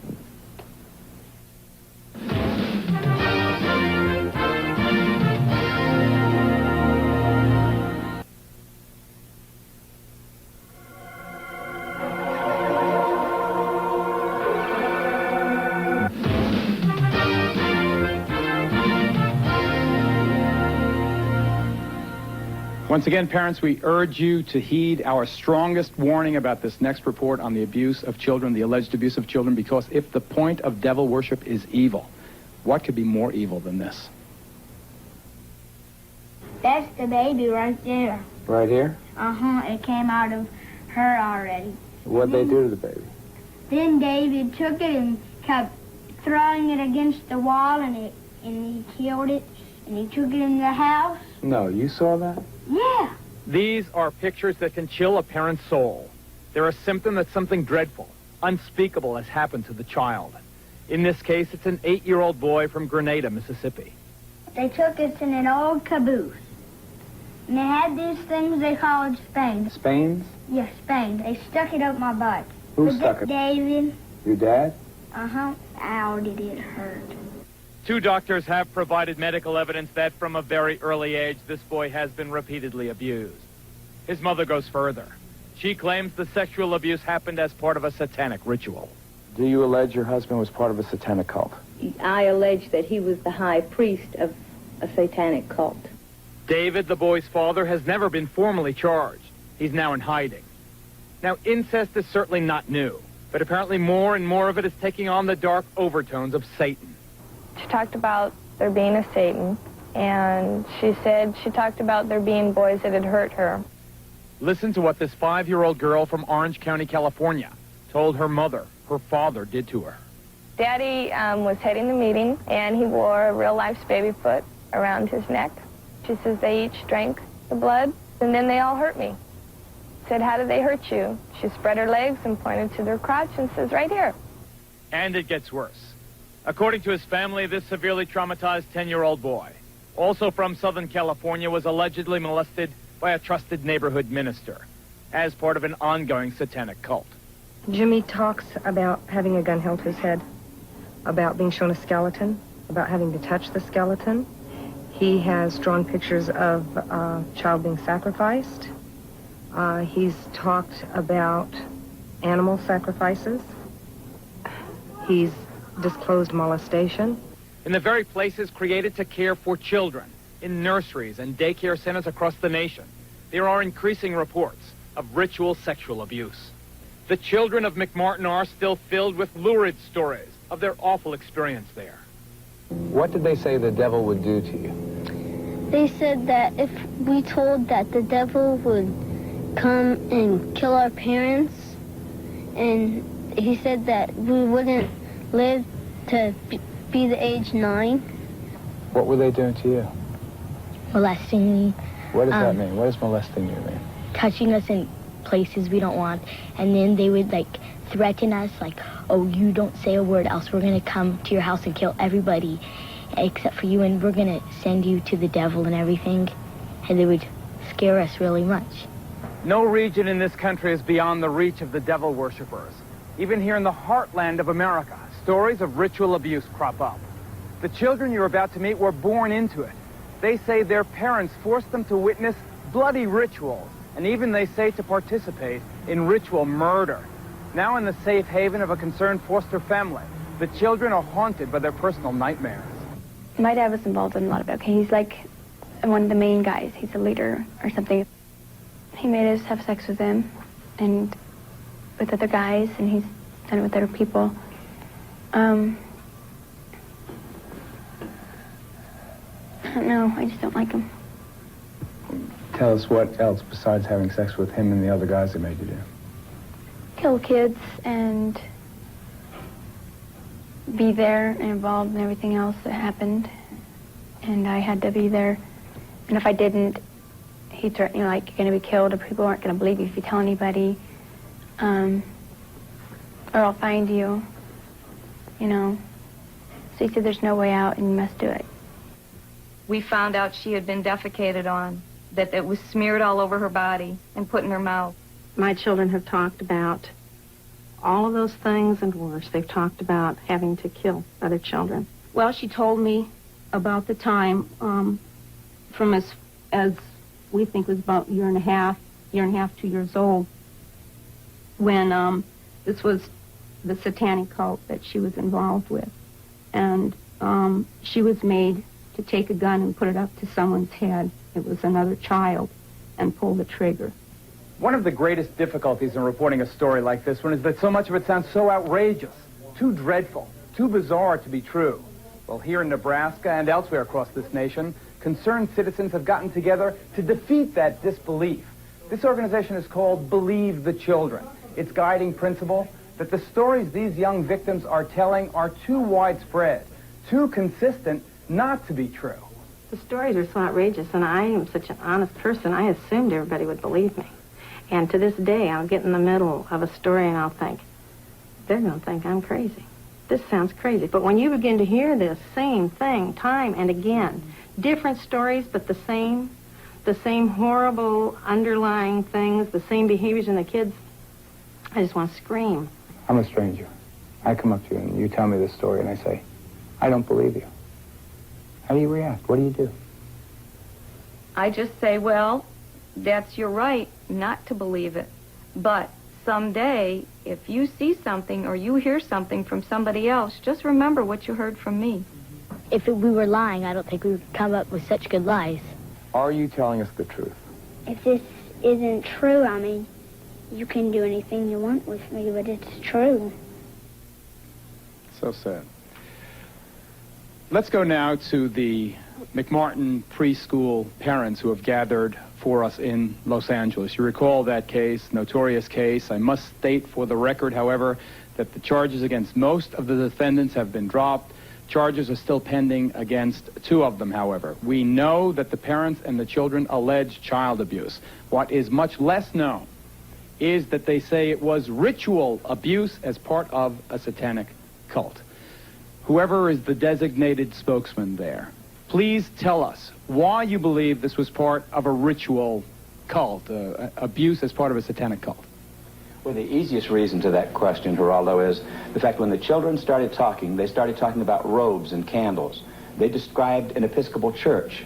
And once they started narrowing that down, you could see that it had to be satanic. It's very important in satanic religions to have a priest because they truly do believe in power. The difference only between Catholicism and the Episcopal religion is almost done. They both use wine, they both use bread, and so on. The truth about Satanism is they truly do use blood, and they mix it with urine, and then they also use the real meat, the real flesh. This is what makes Satanism true, and this is what 1,200 molested kids in the city of Manhattan Beach have told the Sheriff's Department, and it's an outrage that we are where we are with this case, and these poor unprotected kids that have, that's a third of the school system in the city of Manhattan Beach has been molested. We have 8 preschools closed here. This is the child molestation capital of the world. We have more preschools closed in this city than any city this side of Detroit, and I'm not picking on Detroit. You may have heard of a case here in New York recently where last year, actually, a little 6-year-old girl called Lisa Steinberg was murdered, allegedly by her own parents. Well, that trial for the murder of that little girl opened here in New York today. There were some shocking developments. The defense attorney stated that in some way the parents, or at least one of them, was a member of a satanic cult. That just today here in New York. We're joined now by Maury Terry, author of The Ultimate Evil. He has been studying this and other satanic cases. Why do you believe the satanic cult had something to do with this case of Lisa Steinberg? Well, in the first instance, Geraldo, the police removed demonology books from the Steinberg and Nussbaum apartment in New York. In the second place, I have seen writings done by Hedda Nussbaum, the adopted mother of Lisa, if you will, in which she admitted that she was involved with a cult on Long Island that practiced rituals and conducted pornography and were involved in child pornography. What's this? Here is Hedda's diary. This is her own diary? Hedda's appointment book diary from 1983. You can expect to be subpoenaed after this, sir. Yes, and in it you can see here that Hedda was calling deprogrammers, cult deprogrammers, back in the fall of 1983 in order to try to get herself out of this group in Long Island that she had gotten involved with. You have a sketch drawn by Lisa? We found in the Steinberg apartment a sketch drawn by Lisa in her own hand. Look at it, ladies and book. That's drawn by Lisa Steinberg with the satanic pentagram on it and with the descending crescent moon above it. This, I was told, confirmed by a principal involved in the case, that this was the costume that Lisa wore at the rituals on Long Island, and that the costume scared her. I was also told by a principal involved in the case that they put makeup on Lisa in order to make her look more like an adult, and she hated wearing the makeup. The prosecution is trying to present this case as a simple homicide. What I'm saying to you here now is that there is a lot more evidence in this case. The case goes much deeper than is being portrayed as going, and this evidence that we're revealing here tonight should certainly graphically illustrate that fact. We'll be right back, folks.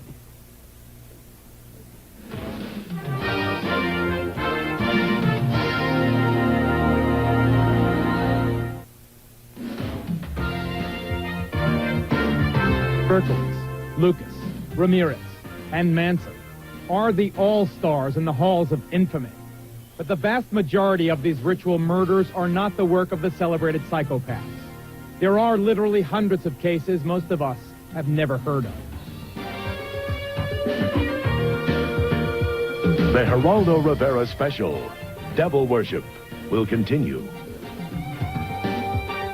Reminder, this program deals with devil worship and satanic beliefs.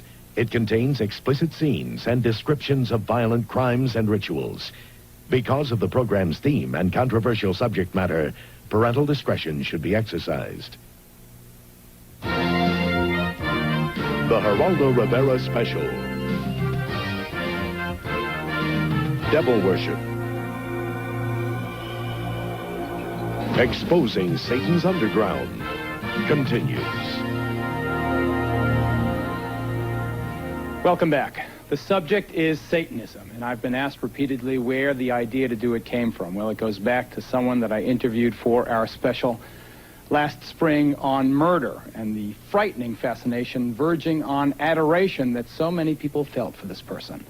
A murderer who would have us believe that he is the incarnation of the devil. Here's Charles Manson.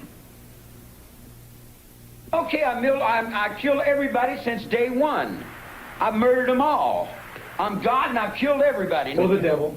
Oh, the devil, yeah, you could use the word devil or demons or whatever you want to call it. Mostly the devil in your world. Well, okay, I'll play. There's no game I can't play. There's no game I haven't played. You are the devil. Here. Okay, I'll be the devil then. Along with Hitler, cult leader Charles Manson is today's top satanic celebrity. Yeah, I chopped up 9 hogs, and I'm going to chop up some more, you I'm going to kill you as many as I can. I'm going to pile you up to the sky.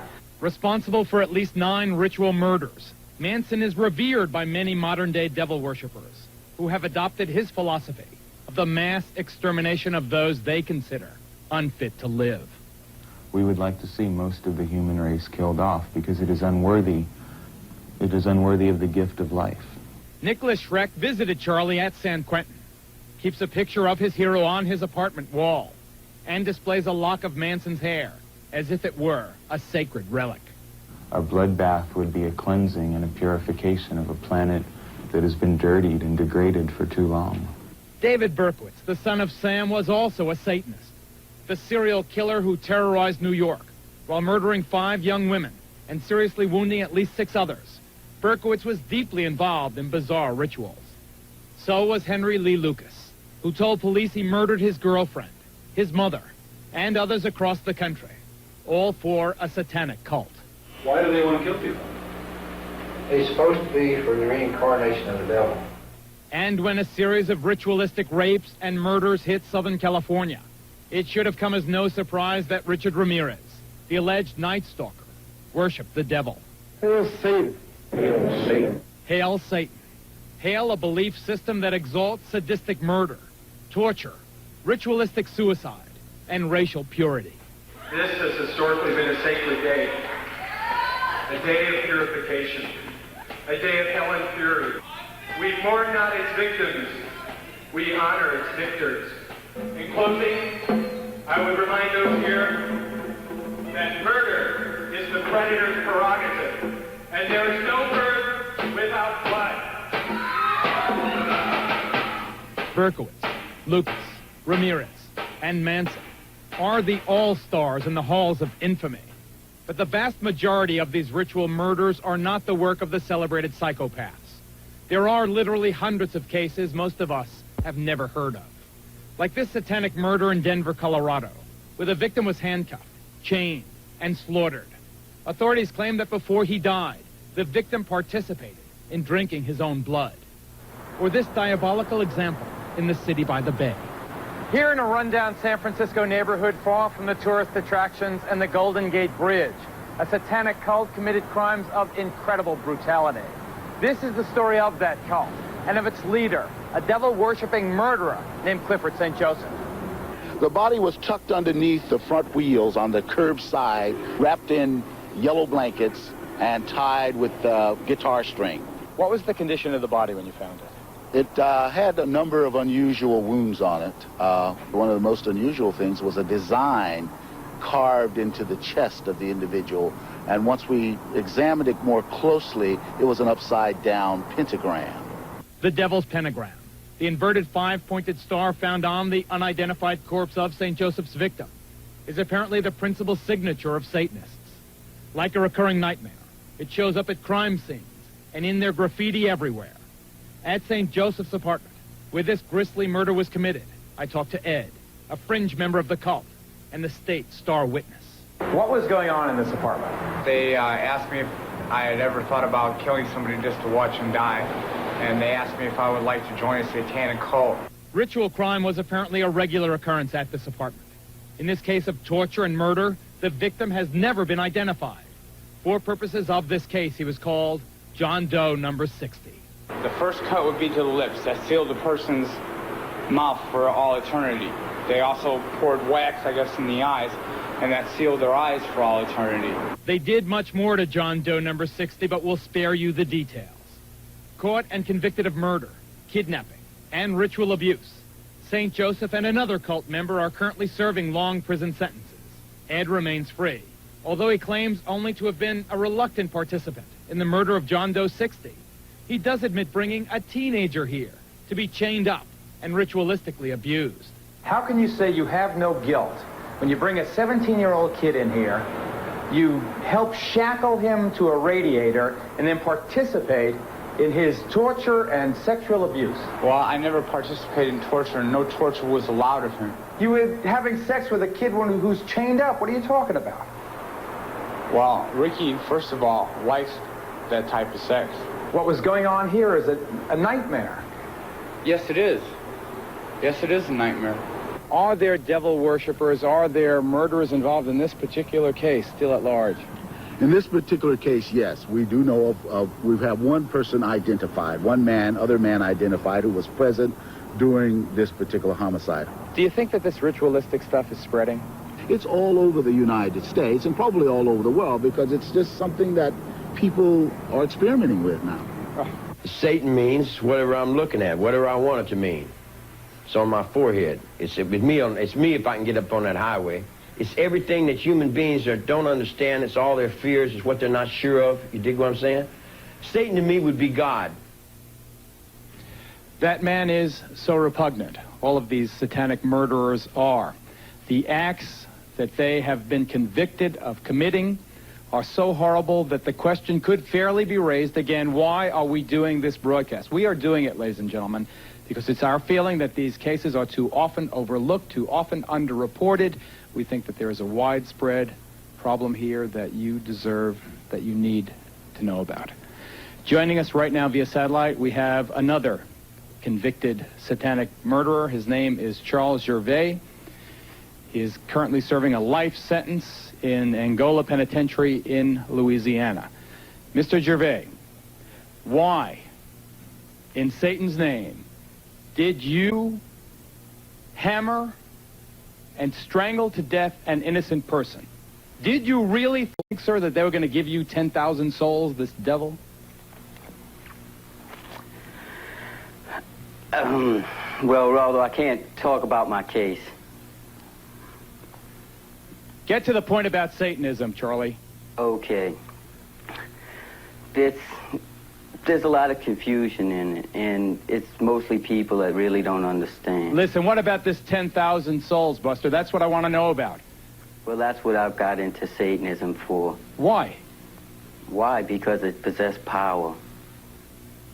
Where were you going to get this power? Where were you going to use this power? In hell. In hell. You're going to kill a person on earth to get the power of 10,000 souls in hell? Are you sick? Nope. Why aren't you condemned to die? Why aren't I? Yeah. Did you use Satanism as a defense? Yes. Ted Gunderson, FBI veteran, former head of the regional office in Los Angeles. Is there a network of these satanic murderers in this country, do you allege? I cannot say that there's a network of satanic murderers. I can say that based on information furnished to me by confidential sources and informants, based on interviews with dozens of survivors from the satanic operations through the years, satanic beliefs, etc., I can say that there is a network of these people across the country who are very active. They have their own rest and relaxation farm. They are in contact with each other. It ties in loosely to the drug operation, ties into motorcycle gangs, and it goes on and on. They have their own people who are specialized in surveillances and photography and in assassinations. After this commercial break, we're going to have the anatomy of a satanic crime, showing you why law enforcement has had such a difficult time coming to grips with the strange, shadowy world of satanic crime. Stay with us.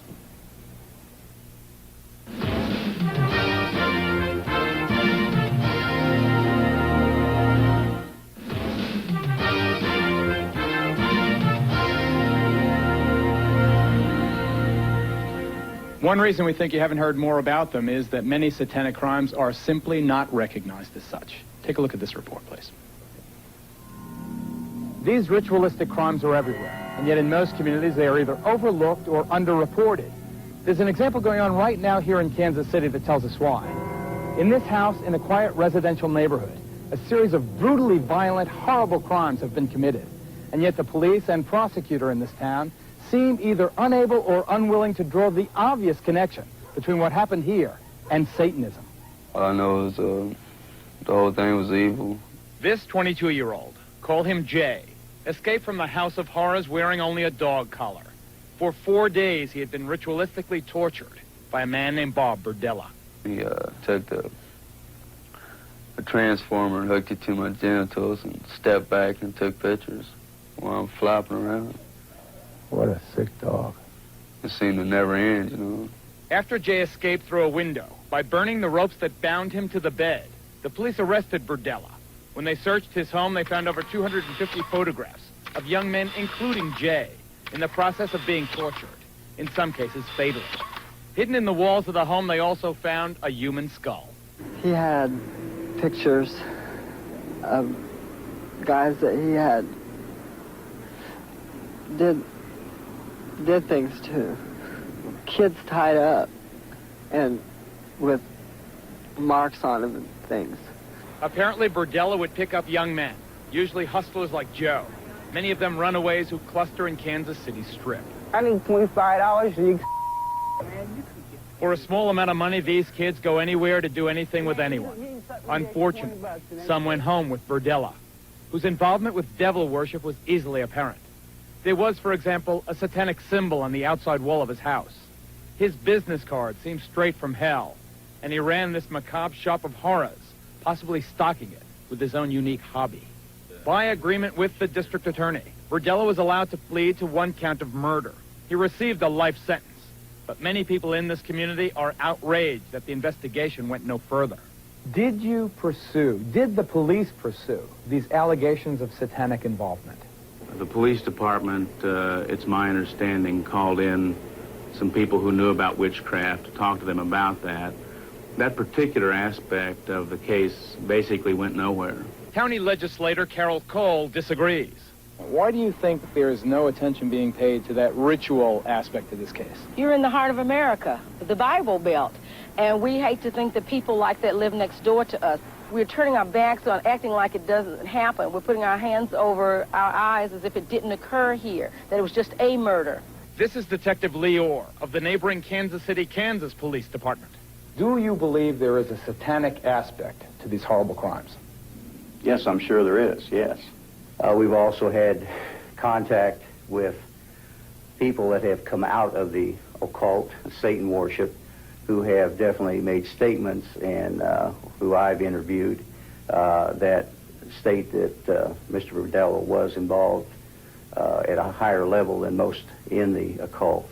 If these allegations exist, as we merit to you that they do, isn't it reasonable that if you pursued them with vigor, you might find evidence that could pin more of these crimes on this man, that might help solve some of the cases of missing children and missing young adults that you have in this and surrounding communities?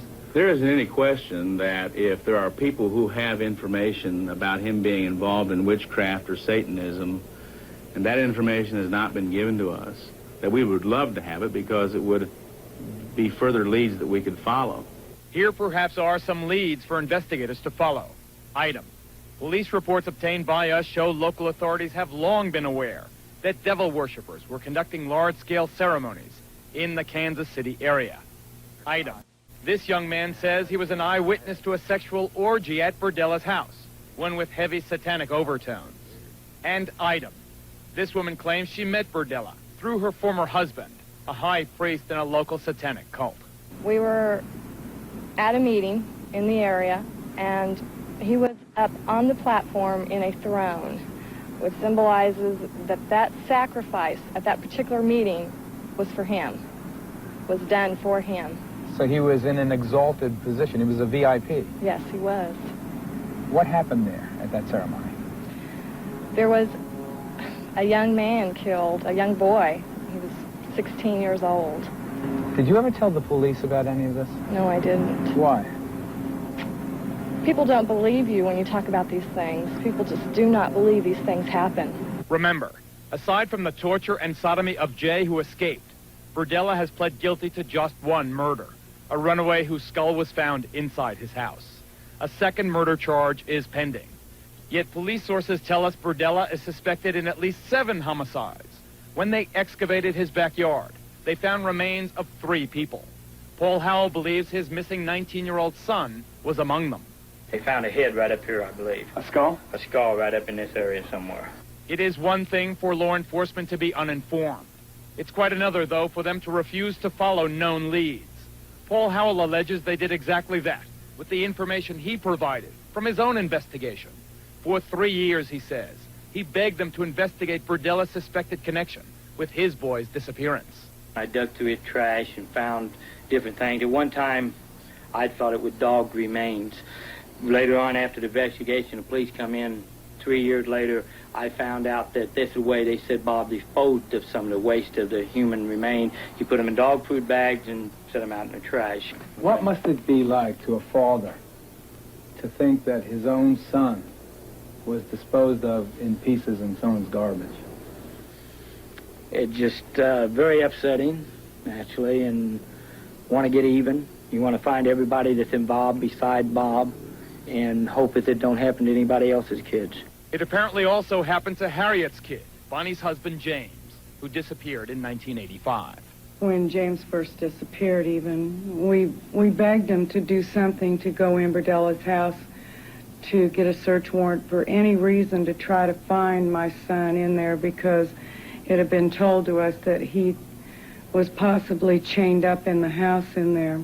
Photographs of James' tortured, apparently murdered body were among those seized by police. Will you charge Burdella with the murder of James Ferris? That is not something that I can tell you yes or no. Will you charge Burdella with the murder of Jerry Howell? And again, I can't tell you whether or not there will be charges brought against Mr. Burdella or anybody else for the murder of Mr. Howell. Is it possible that by narrowing the focus of the investigation, people who are involved in these awful acts are still free? Yes, there's no question about it. You cannot subdue individuals and photograph them, and you're in the photos by yourself. So there is a great implication that somebody else that participated in this is still at loose, and they're at large in this city, and you're going to be reading about it again in another 12 or 16 months. I hope she's not right, but stand up. This is Detective Sergeant Lee Orr from the Kansas City, Kansas Police Department. You saw him in the video piece. This is retired Detective Michael McKee of the Kansas City, Missouri Police Department. Gentlemen, the Kansas City Star is reporting as late as yesterday that the district attorney in your community is still insisting that the Burdella case of serial murders or alleged serial murders is not related to Satanism, is not a ritual crime. You were one of the first cops on the scene. Do you believe that this case is satanically related? It's my opinion that it is. We recovered a ceremonial robe from the bedroom. When we excavated the backyard and dug up the skull in the backyard, it was buried with a jar of feathers and had some burnt wood with it. We also recovered numerous books on the occult from the residence of Mr. Burdella. Now, whether these cases are not being treated as ritual crimes because of embarrassment to the community or because it's easier for cops just to prosecute them as simple homicides, we don't know. Coming up next, we have talked in this program so far, and you have heard the words about child abuse. A woman by the name of Cheryl Horton and others tell an even more grotesque story, ladies and gentlemen. Having babies to be turned over for human sacrifice to Satan. And we'll deal with that when we come back.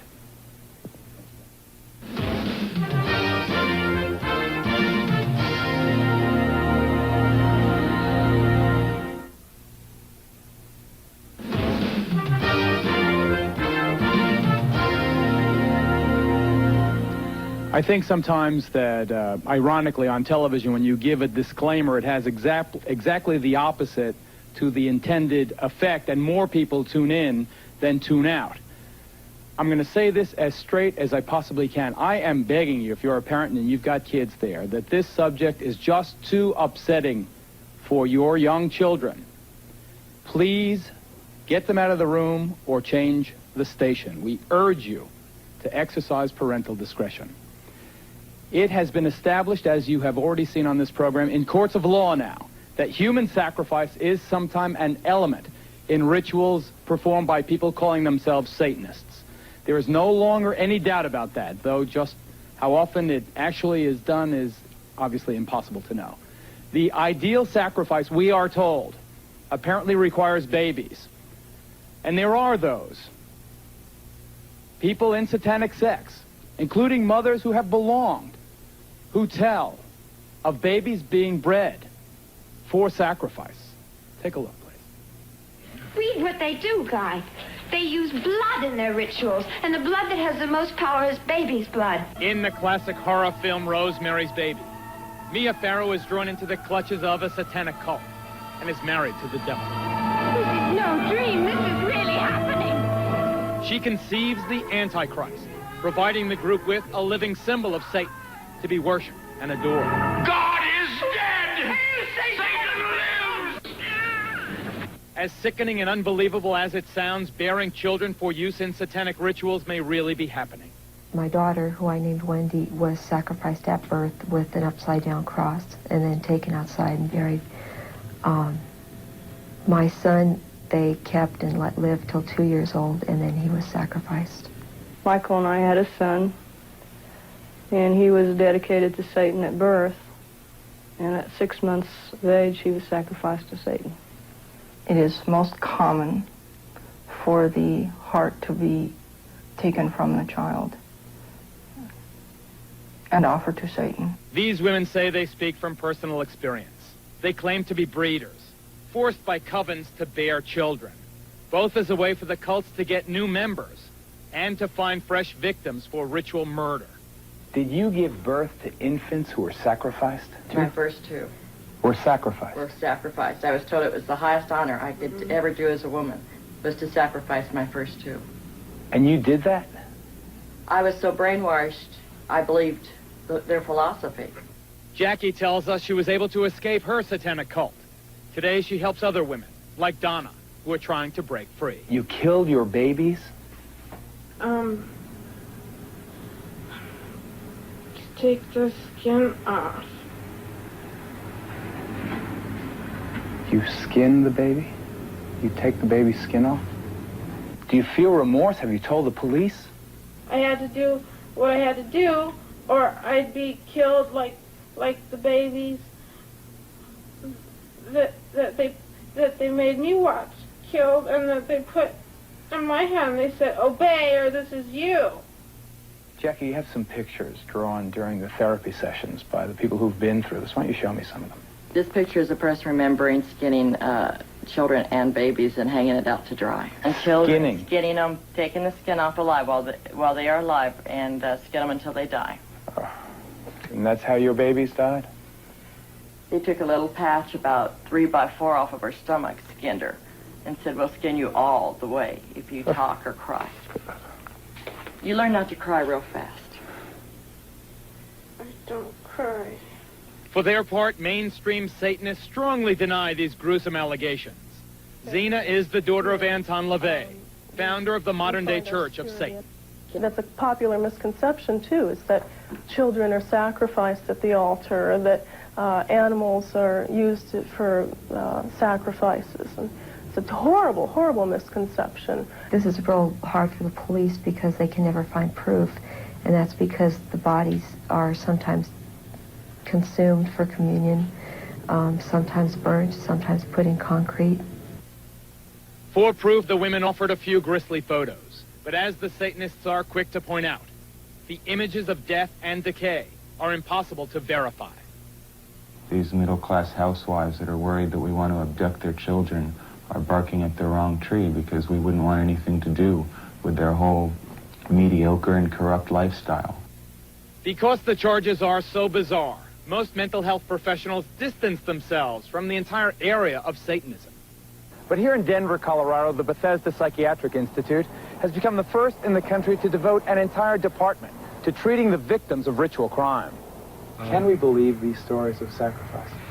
I believe we need to believe them. They sound bizarre. They sound beyond the capacity of human beings.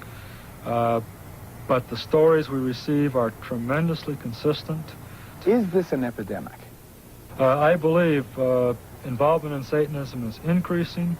I believe it is present in many communities around our country, and I believe it demands our attention. But somebody is apparently trying to discourage scrutiny. We've talked to therapists who treat ritual abuse victims, and they tell us of the threats they've received. I have direct knowledge of both death threats on a therapist and an attempt to end that therapist's life, which was unsuccessful. Here in Chicago, a group of well-known therapists from all over the country had the courage to share horror stories of threats and intimidation. Therapists have been directly threatened in ways that are quite alarming to them. A patient indicated to me that she wished to sacrifice the child with which she was pregnant. Naturally, I wasn't too enthusiastic about this. Shortly after this occurred, I started to get telephone death threats. One of the things that I would add is that we are now hearing these reports from literally hundreds of therapists in every part of the United States. Someone out there is telling us to back off. Still, the greatest toll seems to be on the women who say that they have bred babies. Babies that were sacrificed for Satan. I will probably have nightmares tonight about it, as I have about my Joey that I have been talking about. I wake up screaming for him now in the middle of the night. I dream that he's lost and I'm trying to find him. Sickening, So incredibly outrageous, so incredibly unbelievable. But Zena LeVay, are these women lying? You have to understand that everything, every single thing you've given as examples of Satanism here are completely from a Christian standpoint. That everything you've put forth as being considered satanic is not considered satanic by my standard or my definition of Satanism. Lying? Well, have the bodies been found? Where are they? Cheryl Horton, who joins us via satellite from Los Angeles. Cheryl Horton, Zena LeVay, a Satanist who A, points out that this is not in keeping with her teaching, but B says, where is the proof? Where is the proof? Why is there no proof if what you're saying is true? Hi, Geraldo. There's no proof for a fact of one thing.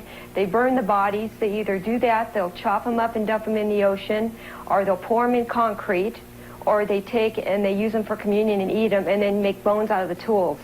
Cheryl, listen. These The people stories, are doing listen, murders. let me They're not interrupt gonna you. leave. Cheryl, please, Okay. let me interrupt you. The stories, dump in the ocean, chop up the bodies, these things, they sound like they can't be happening. Ted Gunderson, respected law enforcement professional, recently or retired now from the FBI, former regional director of Los Angeles.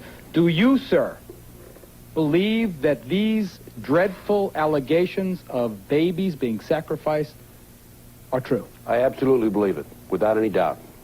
Based on the information that's been given to me across the country by numerous survivors and by confidential sources and informants. Then why don't you name these people and arrest them? Never a name, never an arrest. These women come out of a group and they insist that they know the people in the group, and yet they do not identify these large, mysterious cults. Name them and arrest them and get them off the street. Does he not make a valid point? He makes a valid point.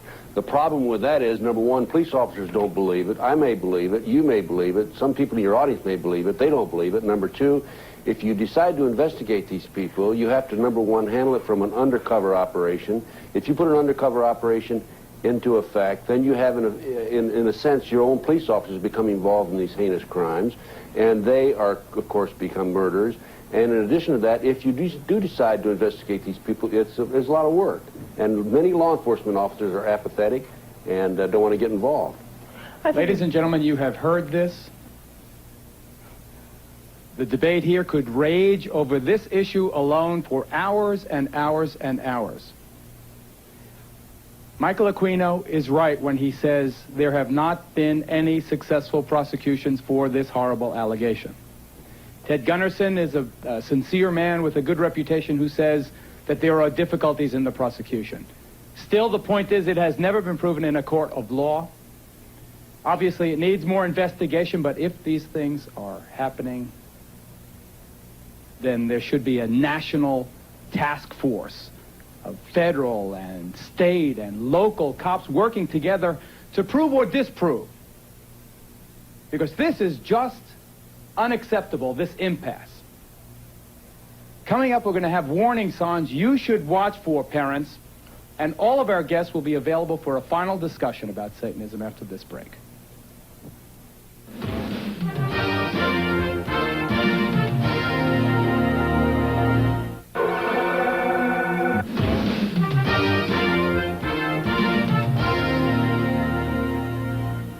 Father LeBar, from the point of view of the Catholic Church, is this something Catholic parents, and I'm not singling out the Roman Catholic faith, obviously this affects children of all races, colors, creeds, religions. It seems particularly strong, as you've seen over the course of the last 2 hours, to be very strong in the so-called Bible Belt among fundamentalist Christians. But from the point of view of the Roman Catholic Church, is this something for parents to be concerned about? Something very much for parents to be concerned about, because in our Catholic theology, we know the power of the devil. We know the influence that the devil can have directly and indirectly. And whether you want to deny it, as the Church of Satan people want to do, or call it by another name, it doesn't matter. It's the power of evil, the force of evil, and it's that thing which disrupts ordinary human life, which, as we've seen, happening so often. So it is necessary for parents to beware and be Dr. careful. Aquino, is it the force of evil? Does it disrupt? Is it a force for everything negative? Well, If you're talking about Satanism as legitimate Satanists define it, absolutely not. It is ethical, it is above ground, it is positive. If you are talking about the devil as it is defined by religions such as Father Labar's, then it is, in fact, a symbol of degenerate behavior, and this is part of our problem tonight. Should we have warnings, sir, the way we do on cigarette packs, for people coming into your houses of worship? Warning, this sect may be dangerous to your health and the health of the people you know. No, because in the case of the Temple of Set and the Church of Satan, we have not had any problems with criminal behavior. Among and other yet when you hear story after story after story of people committing these wretched crimes, these violent crimes in the devil's name, you find one common thread to that all these people that you've shown tonight come from a background in which their moral instruction has been from a religious tradition other than ours. It may be Father Labar's, it may be some other mainstream one, but it is not that of Satanism. Sean Sellers, condemned to die by lethal injection because of the murder of your mother, your stepfather, and a convenience store clerk. You've heard the Satanists say that it is not the teaching that is wrong, it is the person that's wrong. Are you using Satanism as a cover for your violence? No, I'm not. I've heard quite a few, well, I can call them as lies on the show right now. I've heard Dr. Aquino say that Satanism is not, or the ideals that we're talking about here are not Satanism. That is because Satanists believe that good is evil and evil is good. And so, of course, they're not the ideals that he believes in. He believes that evil is good. That is what I believed in. I heard him say that the Satanic Bible is not to be taken literally. But I talked to a 16-year-old boy yesterday who takes the Satanic Bible literally. I've been working with a lot of ministries around the United States trying to get and help people get out of the occult. He takes the Satanic Bible literally. I took it literally. A lot of people are taking the Satanic Bible literally. And I heard Anton LaVey's daughter say that these babies who are being sacrificed, you know, that's not Satanism. Or she wouldn't answer to saying that it was. The fact of the matter is that kids are abducted, teenagers are drawn into the occult, and a lot of them are being used for occult sacrifices. And there's been so much on the show that you've shown so much pain and blood and all this other gore and stuff, but you really haven't shown how to get out of the occult for those who want to get out. There is, let me tell you a story about a friend of mine. Tell it briefly, Sean. Go ahead. Just give me 1.5 minutes. Go ahead. Her name is, well, anyway, she works with the Watch Network in Texas, and she told me that a lady called her and said, my daughter's involved in Satanism and I want her to get out, but I don't want her to become some kind of Jesus freak or anything like that. Sue told her, I'm sorry, I can't help you. A month later, the girl was living with her aunt and uncle because her mother was in an insane asylum, and she was threatening to kill her aunt and uncle. What's your point, Sean? She destroyed 3 lives, her mother's, herself, and her aunt and uncle's, because she didn't want her mother didn't want her to become a Jesus freak. I want to tell you right now, there is no other way out of Satanism except through Jesus Christ. Do you believe in the devil to this day? I believe in the devil, but I don't worship the devil. I'm a Christian. I stand up boldly and proudly and proclaim my faith in Jesus. I'm telling you, there is no way out of Satanism except through Christ. Do you feel a sense of frustration that people don't believe you when you talk about what happened to your daughter? Yes, I do. The problem with this whole issue is that because the crimes are so heinous, that people don't want to believe that an adult would do this to a child. And I don't know about the Church of Satan or the Temple of Set. I can't say that they had anything to do with what happened to my child.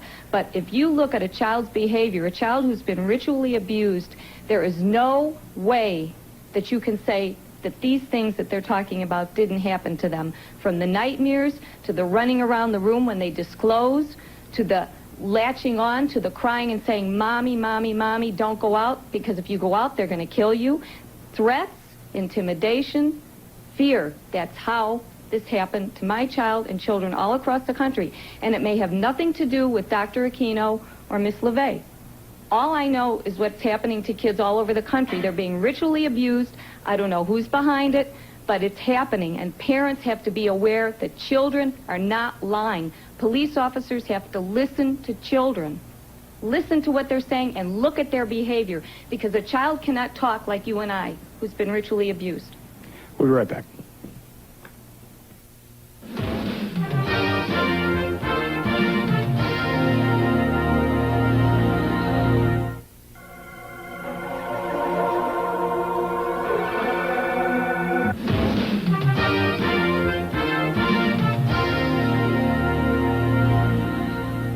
of us know that life is not safe. Every day we face the possibility of crime and disease and accidents and disasters. So here comes Satanism, which most of us would like to write off as harmless antics by some lunatic fringe. A few years ago maybe, but not now. We have seen that Satanism can be linked to dope and to pornography, child abuse, and to murder. It has led seemingly normal teenagers into monstrous behavior. They preach mysticism. Other people, however, practice evil. And that is why we brought you this report tonight. I'd like to thank all of our guests, especially those we did not have a chance to get to. I'm Geraldo Rivera, ladies and gentlemen. Thank you very much for watching. We'll see you next time. Good night. I wish I...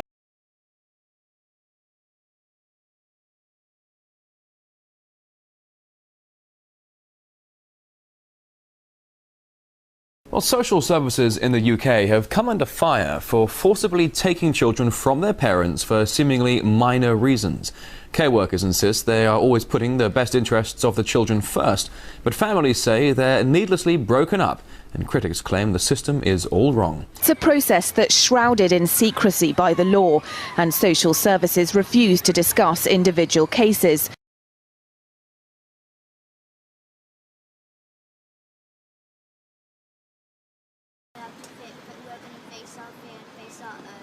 You're going to face your fear. Because fear is what? Fear is the mind killer. And you're going to help us to catch who? You're going to help us to catch? All the people. Papa, Mr. Collins, Mr. School. All the policemen, all the Speak up, social services. Speak up, speak up. All the shopkeepers, all the cafes, all the pizza expressions. Who did you mention just now? Who? Caf what? Kafkas. Who's Kafkas? You know, there's people who work at Kafkas. What is Kafkas? Kafkas is that they work with the...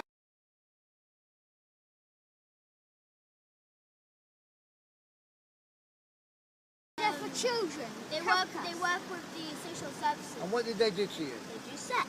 They touch each other. They touch me and Gabriel. They have plastic quillings. And they stick it in our bottom. Who does? Who sticks it in your bottom? Social services. Everybody does. All of them. Who? Everybody. Does your mother do it? No. Do I do it? No. Who does it then? Papa, Mr. Collins, the school. Who? Parents. My dad's Tell me more family. people. Tell me some more people, please. I'm interested. Parents, police. What about the teachers at school? Who's the main one? Papa, Mr. Hollins, Mrs. Forsyth.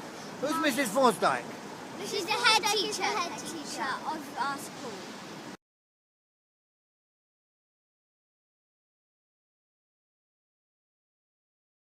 What happens in the church? And we do baby sacrifice and eat the baby. What do you mean sacrifice and eat the baby? So we kill the baby and eat it and drink the blood from it. Is that true, Gabriel? Yes. And we dance with the skulls. You what? We dance with the skulls in the church. What skulls? Skulls of the baby. Pardon? Baby skulls. The skulls of the baby. You dance with the baby skulls? Yes. And who kills the babies? Papa, me, Elisa. Who kills the babies? Papa. And what, he gets you to help him? Yes. Shoot. So he tells us to hold the hand with a knife, and then he holds his hand on our hand. So then he cuts the baby's head off. And then he puts it upside down, and then we drain the blood. And then what they do? And then we cook it, and then we drink the blood, and then after we go and dance with the skulls.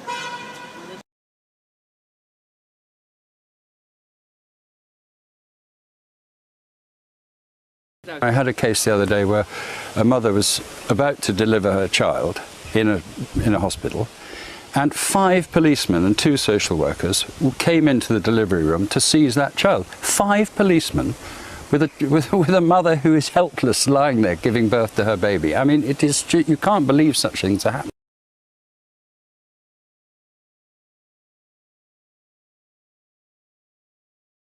Christopher Booker says there are hundreds, possibly thousands of cases a year in which children are wrongly taken, and he's suspicious about the motives. There are around 60,000 children in care in the UK.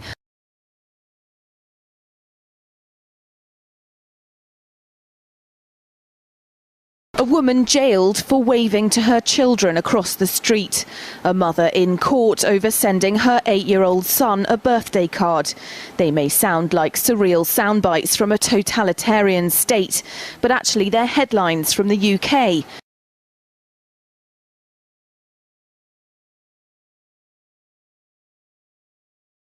There is a very considerable amount of money to be made for if you're an adoptive parent. You take in one of these children, or you're a foster carer, you can get £400 a week for each child, which is, if you have 2 or 3 adopted children, it's a hell of a lot of money.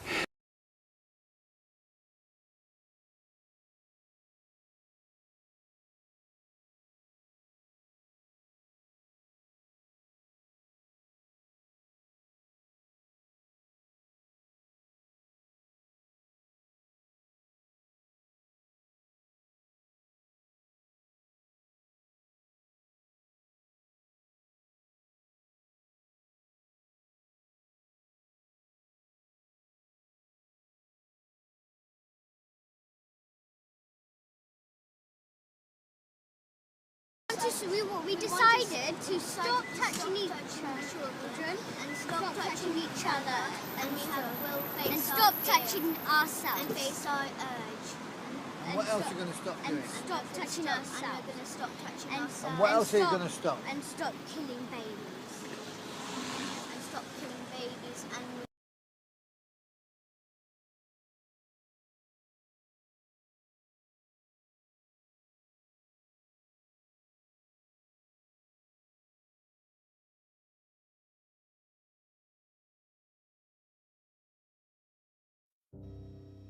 A government file has emerged containing further potential allegations of abuse. Dealing with unnatural sexual behaviour at the top of government. Any allegations in relation to that file will be passed to the police. The demands for transparency have again reached the House of Commons. The file, found in the National Archives and highlighted by Sky News yesterday, is entitled Allegations Against Former Public, and then a word missing, of Unnatural Sexual Proclivities. Security aspects. It's dated 1980 to 1981 and is still held by the Cabinet Office on grounds of national security. It went through Margaret Thatcher's office and was prepared for the then Prime Minister by the security services. The revelations by Sky News yesterday about the document were significant and illuminating. And there's a clear public interest in knowing whether a former Prime Minister received a briefing on sexual crimes committed by a senior intelligence officer or officers. Regardless of whether the inquiry get to see the document, can the Home Secretary not commit to publish the document now in the public interest? The file has been passed to the police so that they are able to look at any issues within that file which they should be properly investigating, and I can assure the House that the file will be made available. None of it surprises Don Hale, a journalist who has spent 30 years trying to uncover the truth. He's adamant there are other secret files. Well, I think there's a lot of files out there. I mean, I've been told quite clearly by, ex-coppers, ex-spooks or whatever, that there is a paper trail, there are files still available. And I did a piece in July saying where these files were, and some of these included the National Archives. The Home Secretary has promised to announce the next head of the child abuse inquiry by the end of the month. Regaining the trust of survivors will take far longer. File has finally been opened. Its focus, the diplomat, the late Sir Peter Hayman. He travelled the world representing Britain, but back in London, his sexual habits were discussed at the very highest levels. The file shows he was sending obscene material through the post. He kept detailed records of his sexual activities and fantasies. In the report it says, the material in the record relating to children appeared all to be fantasy, but allegations of him being an abuser have been published in Private Eye magazine, accusing him of paedophilia. The file concludes the allegations were generally accurate. 2 significant incidents are highlighted but not detailed, one in Baghdad in 1959 to 60, and one while High Commissioner to Canada in Ottawa. we're looking at Prem 19, but if we do an advanced search... It was university lecturer Chris Murphy who stumbled across the file and alerted Sky News. It had been prepared for the then Prime Minister, Margaret Thatcher, and had been held secret for 35 years. Following an outcry, it was raised in the House of Commons, and it's now been released to the National Archives. This document's being made public not because of the government's inquiry into child sex abuse, but it's being made public despite the government's inquiry into child sex abuse. We've had to rely on an academic from Salford University to discover this file, and we've had to rely on backbench MPs to press government to make it public. Heyman also worked for the intelligence service MI6. The files confirm he was also a member of the Paedophile Information Exchange. He died in 1992. He did face allegations before he died. In 1981, the Maverick MP Geoffrey Dickens accused him in the House of Commons of being a child abuser. But as far as we know, Sir Peter Heyman was only ever charged with one offence, an act of gross indecency in a public toilet. The file also reveals the air of panic within Thatcher's government about how they should handle the Heyman matter, as she described it in this letter. A secret briefing note is also in the file. It explicitly says that the line to take is that there has been no cover-up. The documents show the British establishment hard at work, ensuring they protect themselves.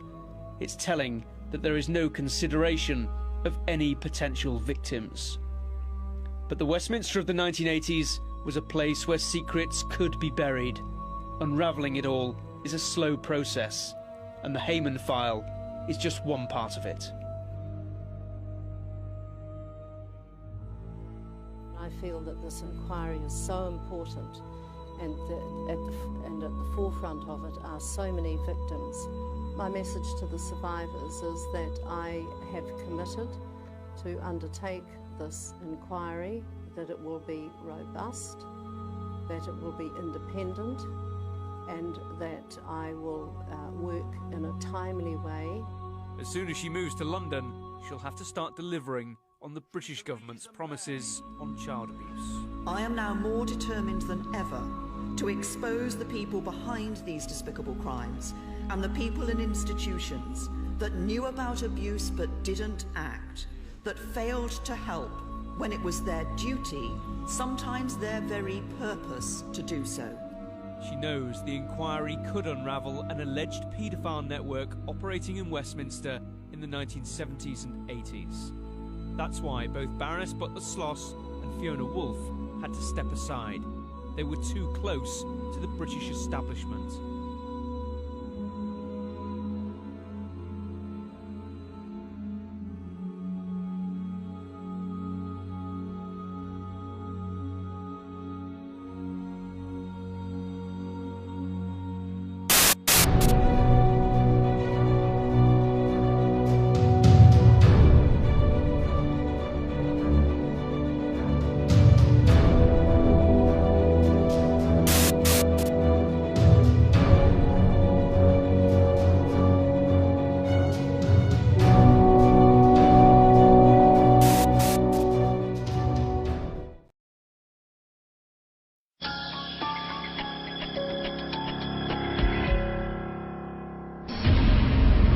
Toledo detectives are at the scene of what appears to be the ritualistic murder of Sister Margaret Ann Paul.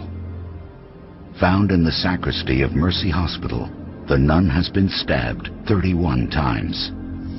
Investigators see no reasonable motive. The nun's ungodly murder slips into the cold case files.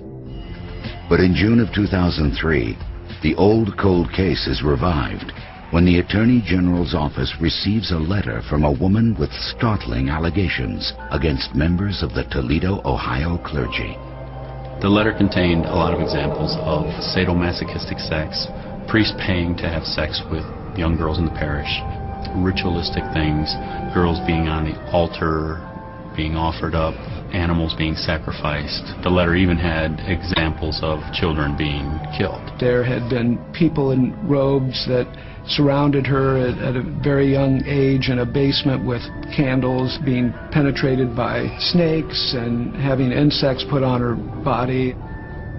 The woman alleges abuse from multiple members of the clergy over the course of 7 years, beginning in 1968. One of the priests she claims sexually assaulted her is Gerald Robinson. Sentenced to 15 years to life, he maintains his innocence to this day.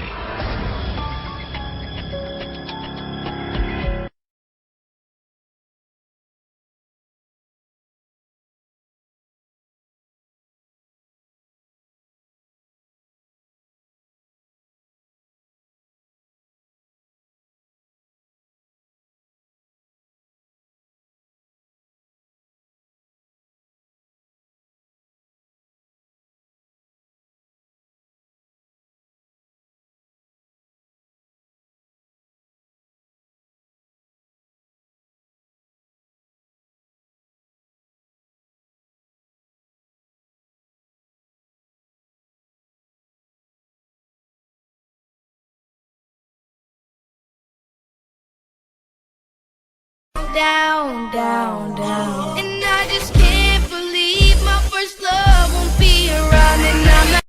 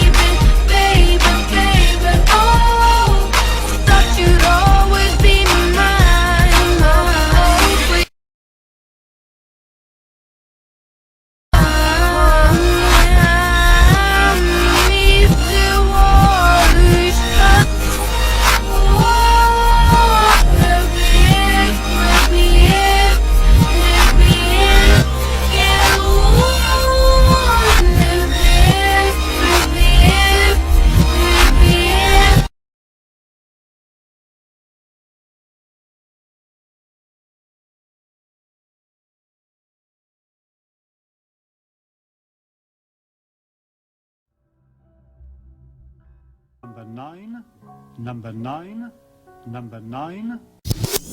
Neanderman, Neanderman, Neanderman.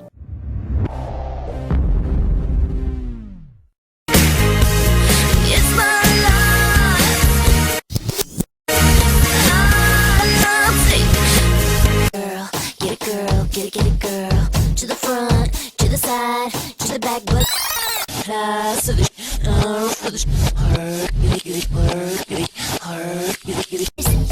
realize it calls your name. Let the beat wind you up and don't. Cause I love you. But much different. They like the way we dance. They like the way we work. They like the way they laugh. Girl, we will work on this. We will work on this.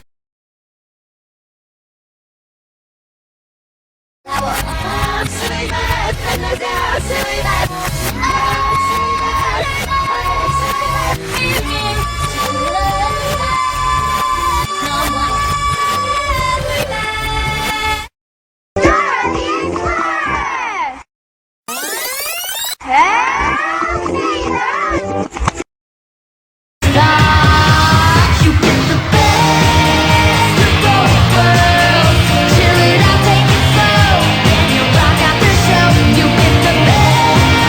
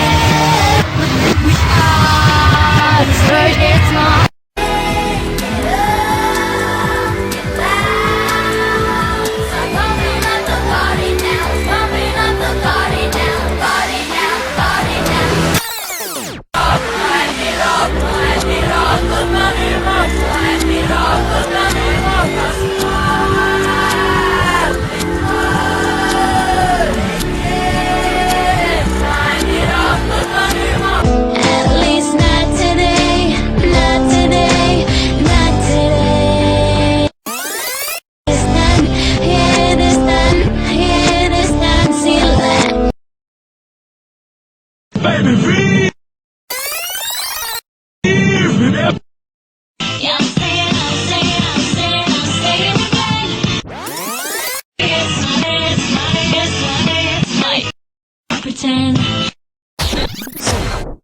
Nasty.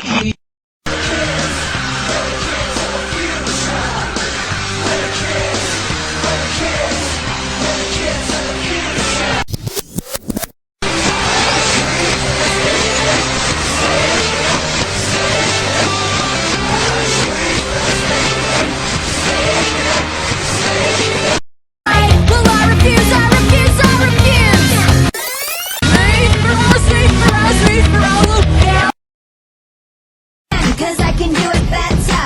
There's no I step through me cause it transform ya. I can transform ya. I can transform ya. Anything you want, I can get it for ya. Get my baby girl so you know I did it for ya. No one nigga swear, baby, don't make no way off. Feeling me now, no way to do it. More slash, more slash, nigga.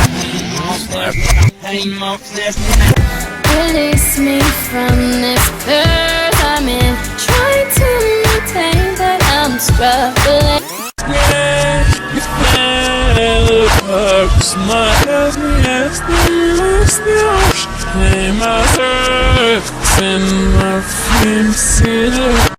Ever see you not the sunrise?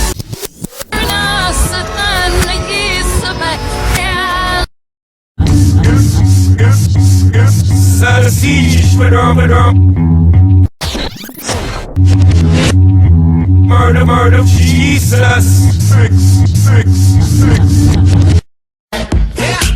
Go let me make up for the things you like. Go ahead, be gone with it. Go ahead, be gone with it. Go ahead, be gone with it.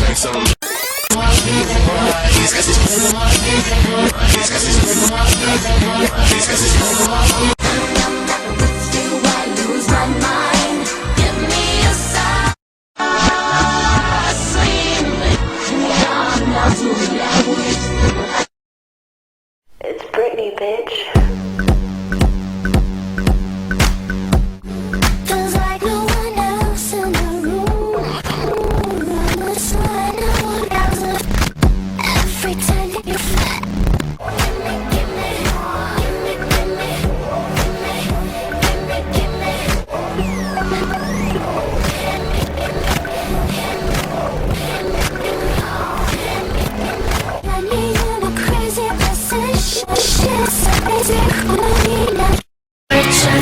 You want a piece of me. This is, oh my god, that Britney shameless. You want a piece of me. This is extra, extra, delicious. You want a piece of me.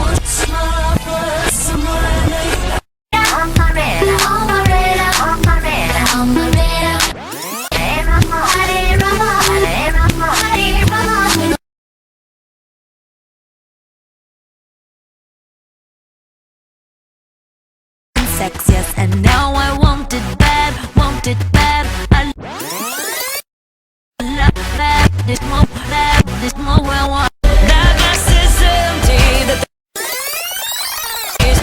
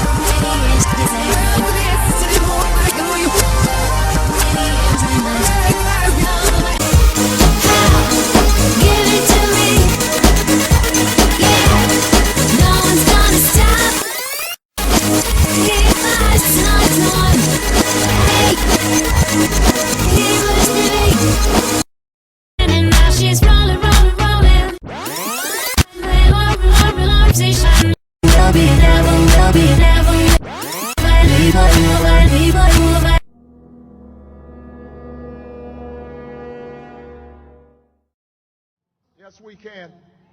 Yes, we can. Yes, we can. Yes, we can. Yes, we can. Thank you, say. Thank you, say.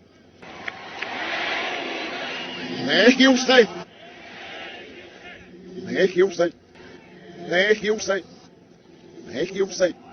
Thank you, say.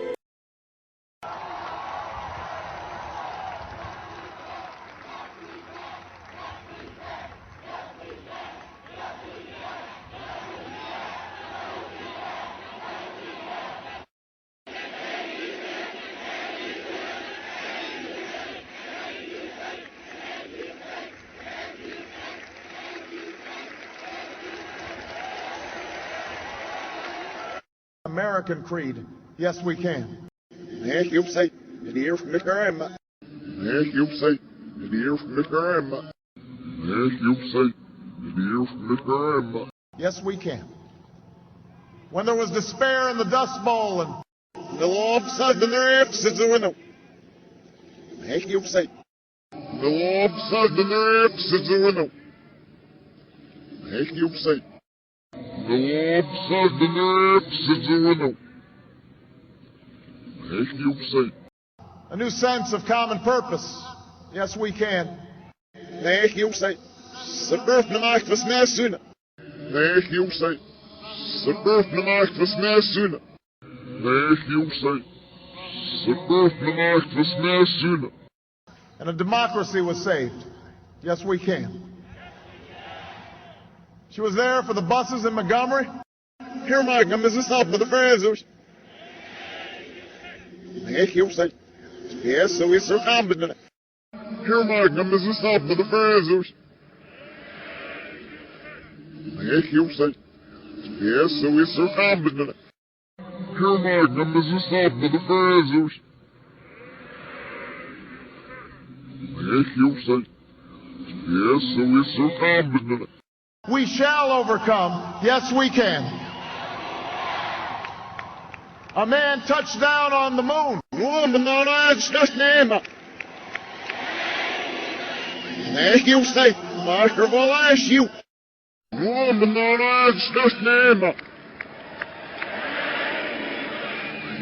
you, say. Marker will ask you. Thank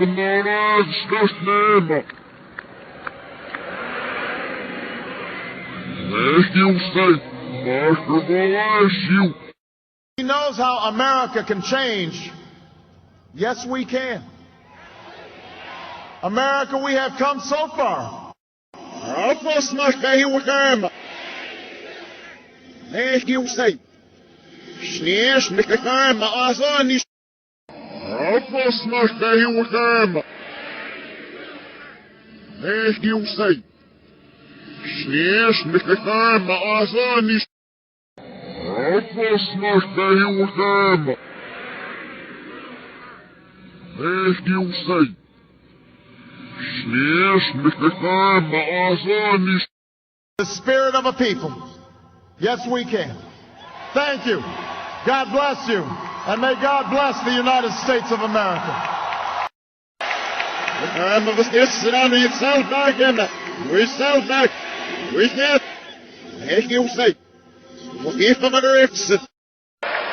We zelf maken. We zelf maken. We zelf. Thank you, say. Vergeef me maar de exit. We zelf maken. We zelf maken. We zelf. Thank you, say. Vergeef me maar de exit. And my great friend, Dick Durbin, and to all my fellow citizens of this great nation, with profound gratitude and great humility, I accept your nomination for presidency of the United States.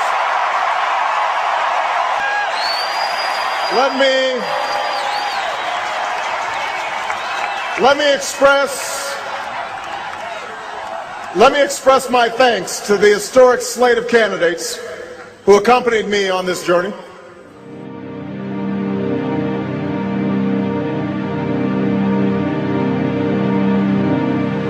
Let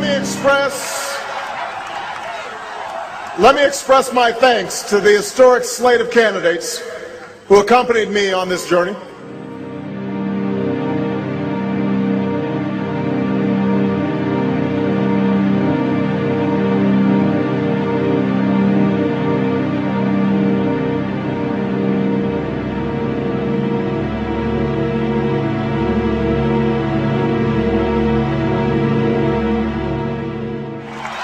Let me express self-esteem.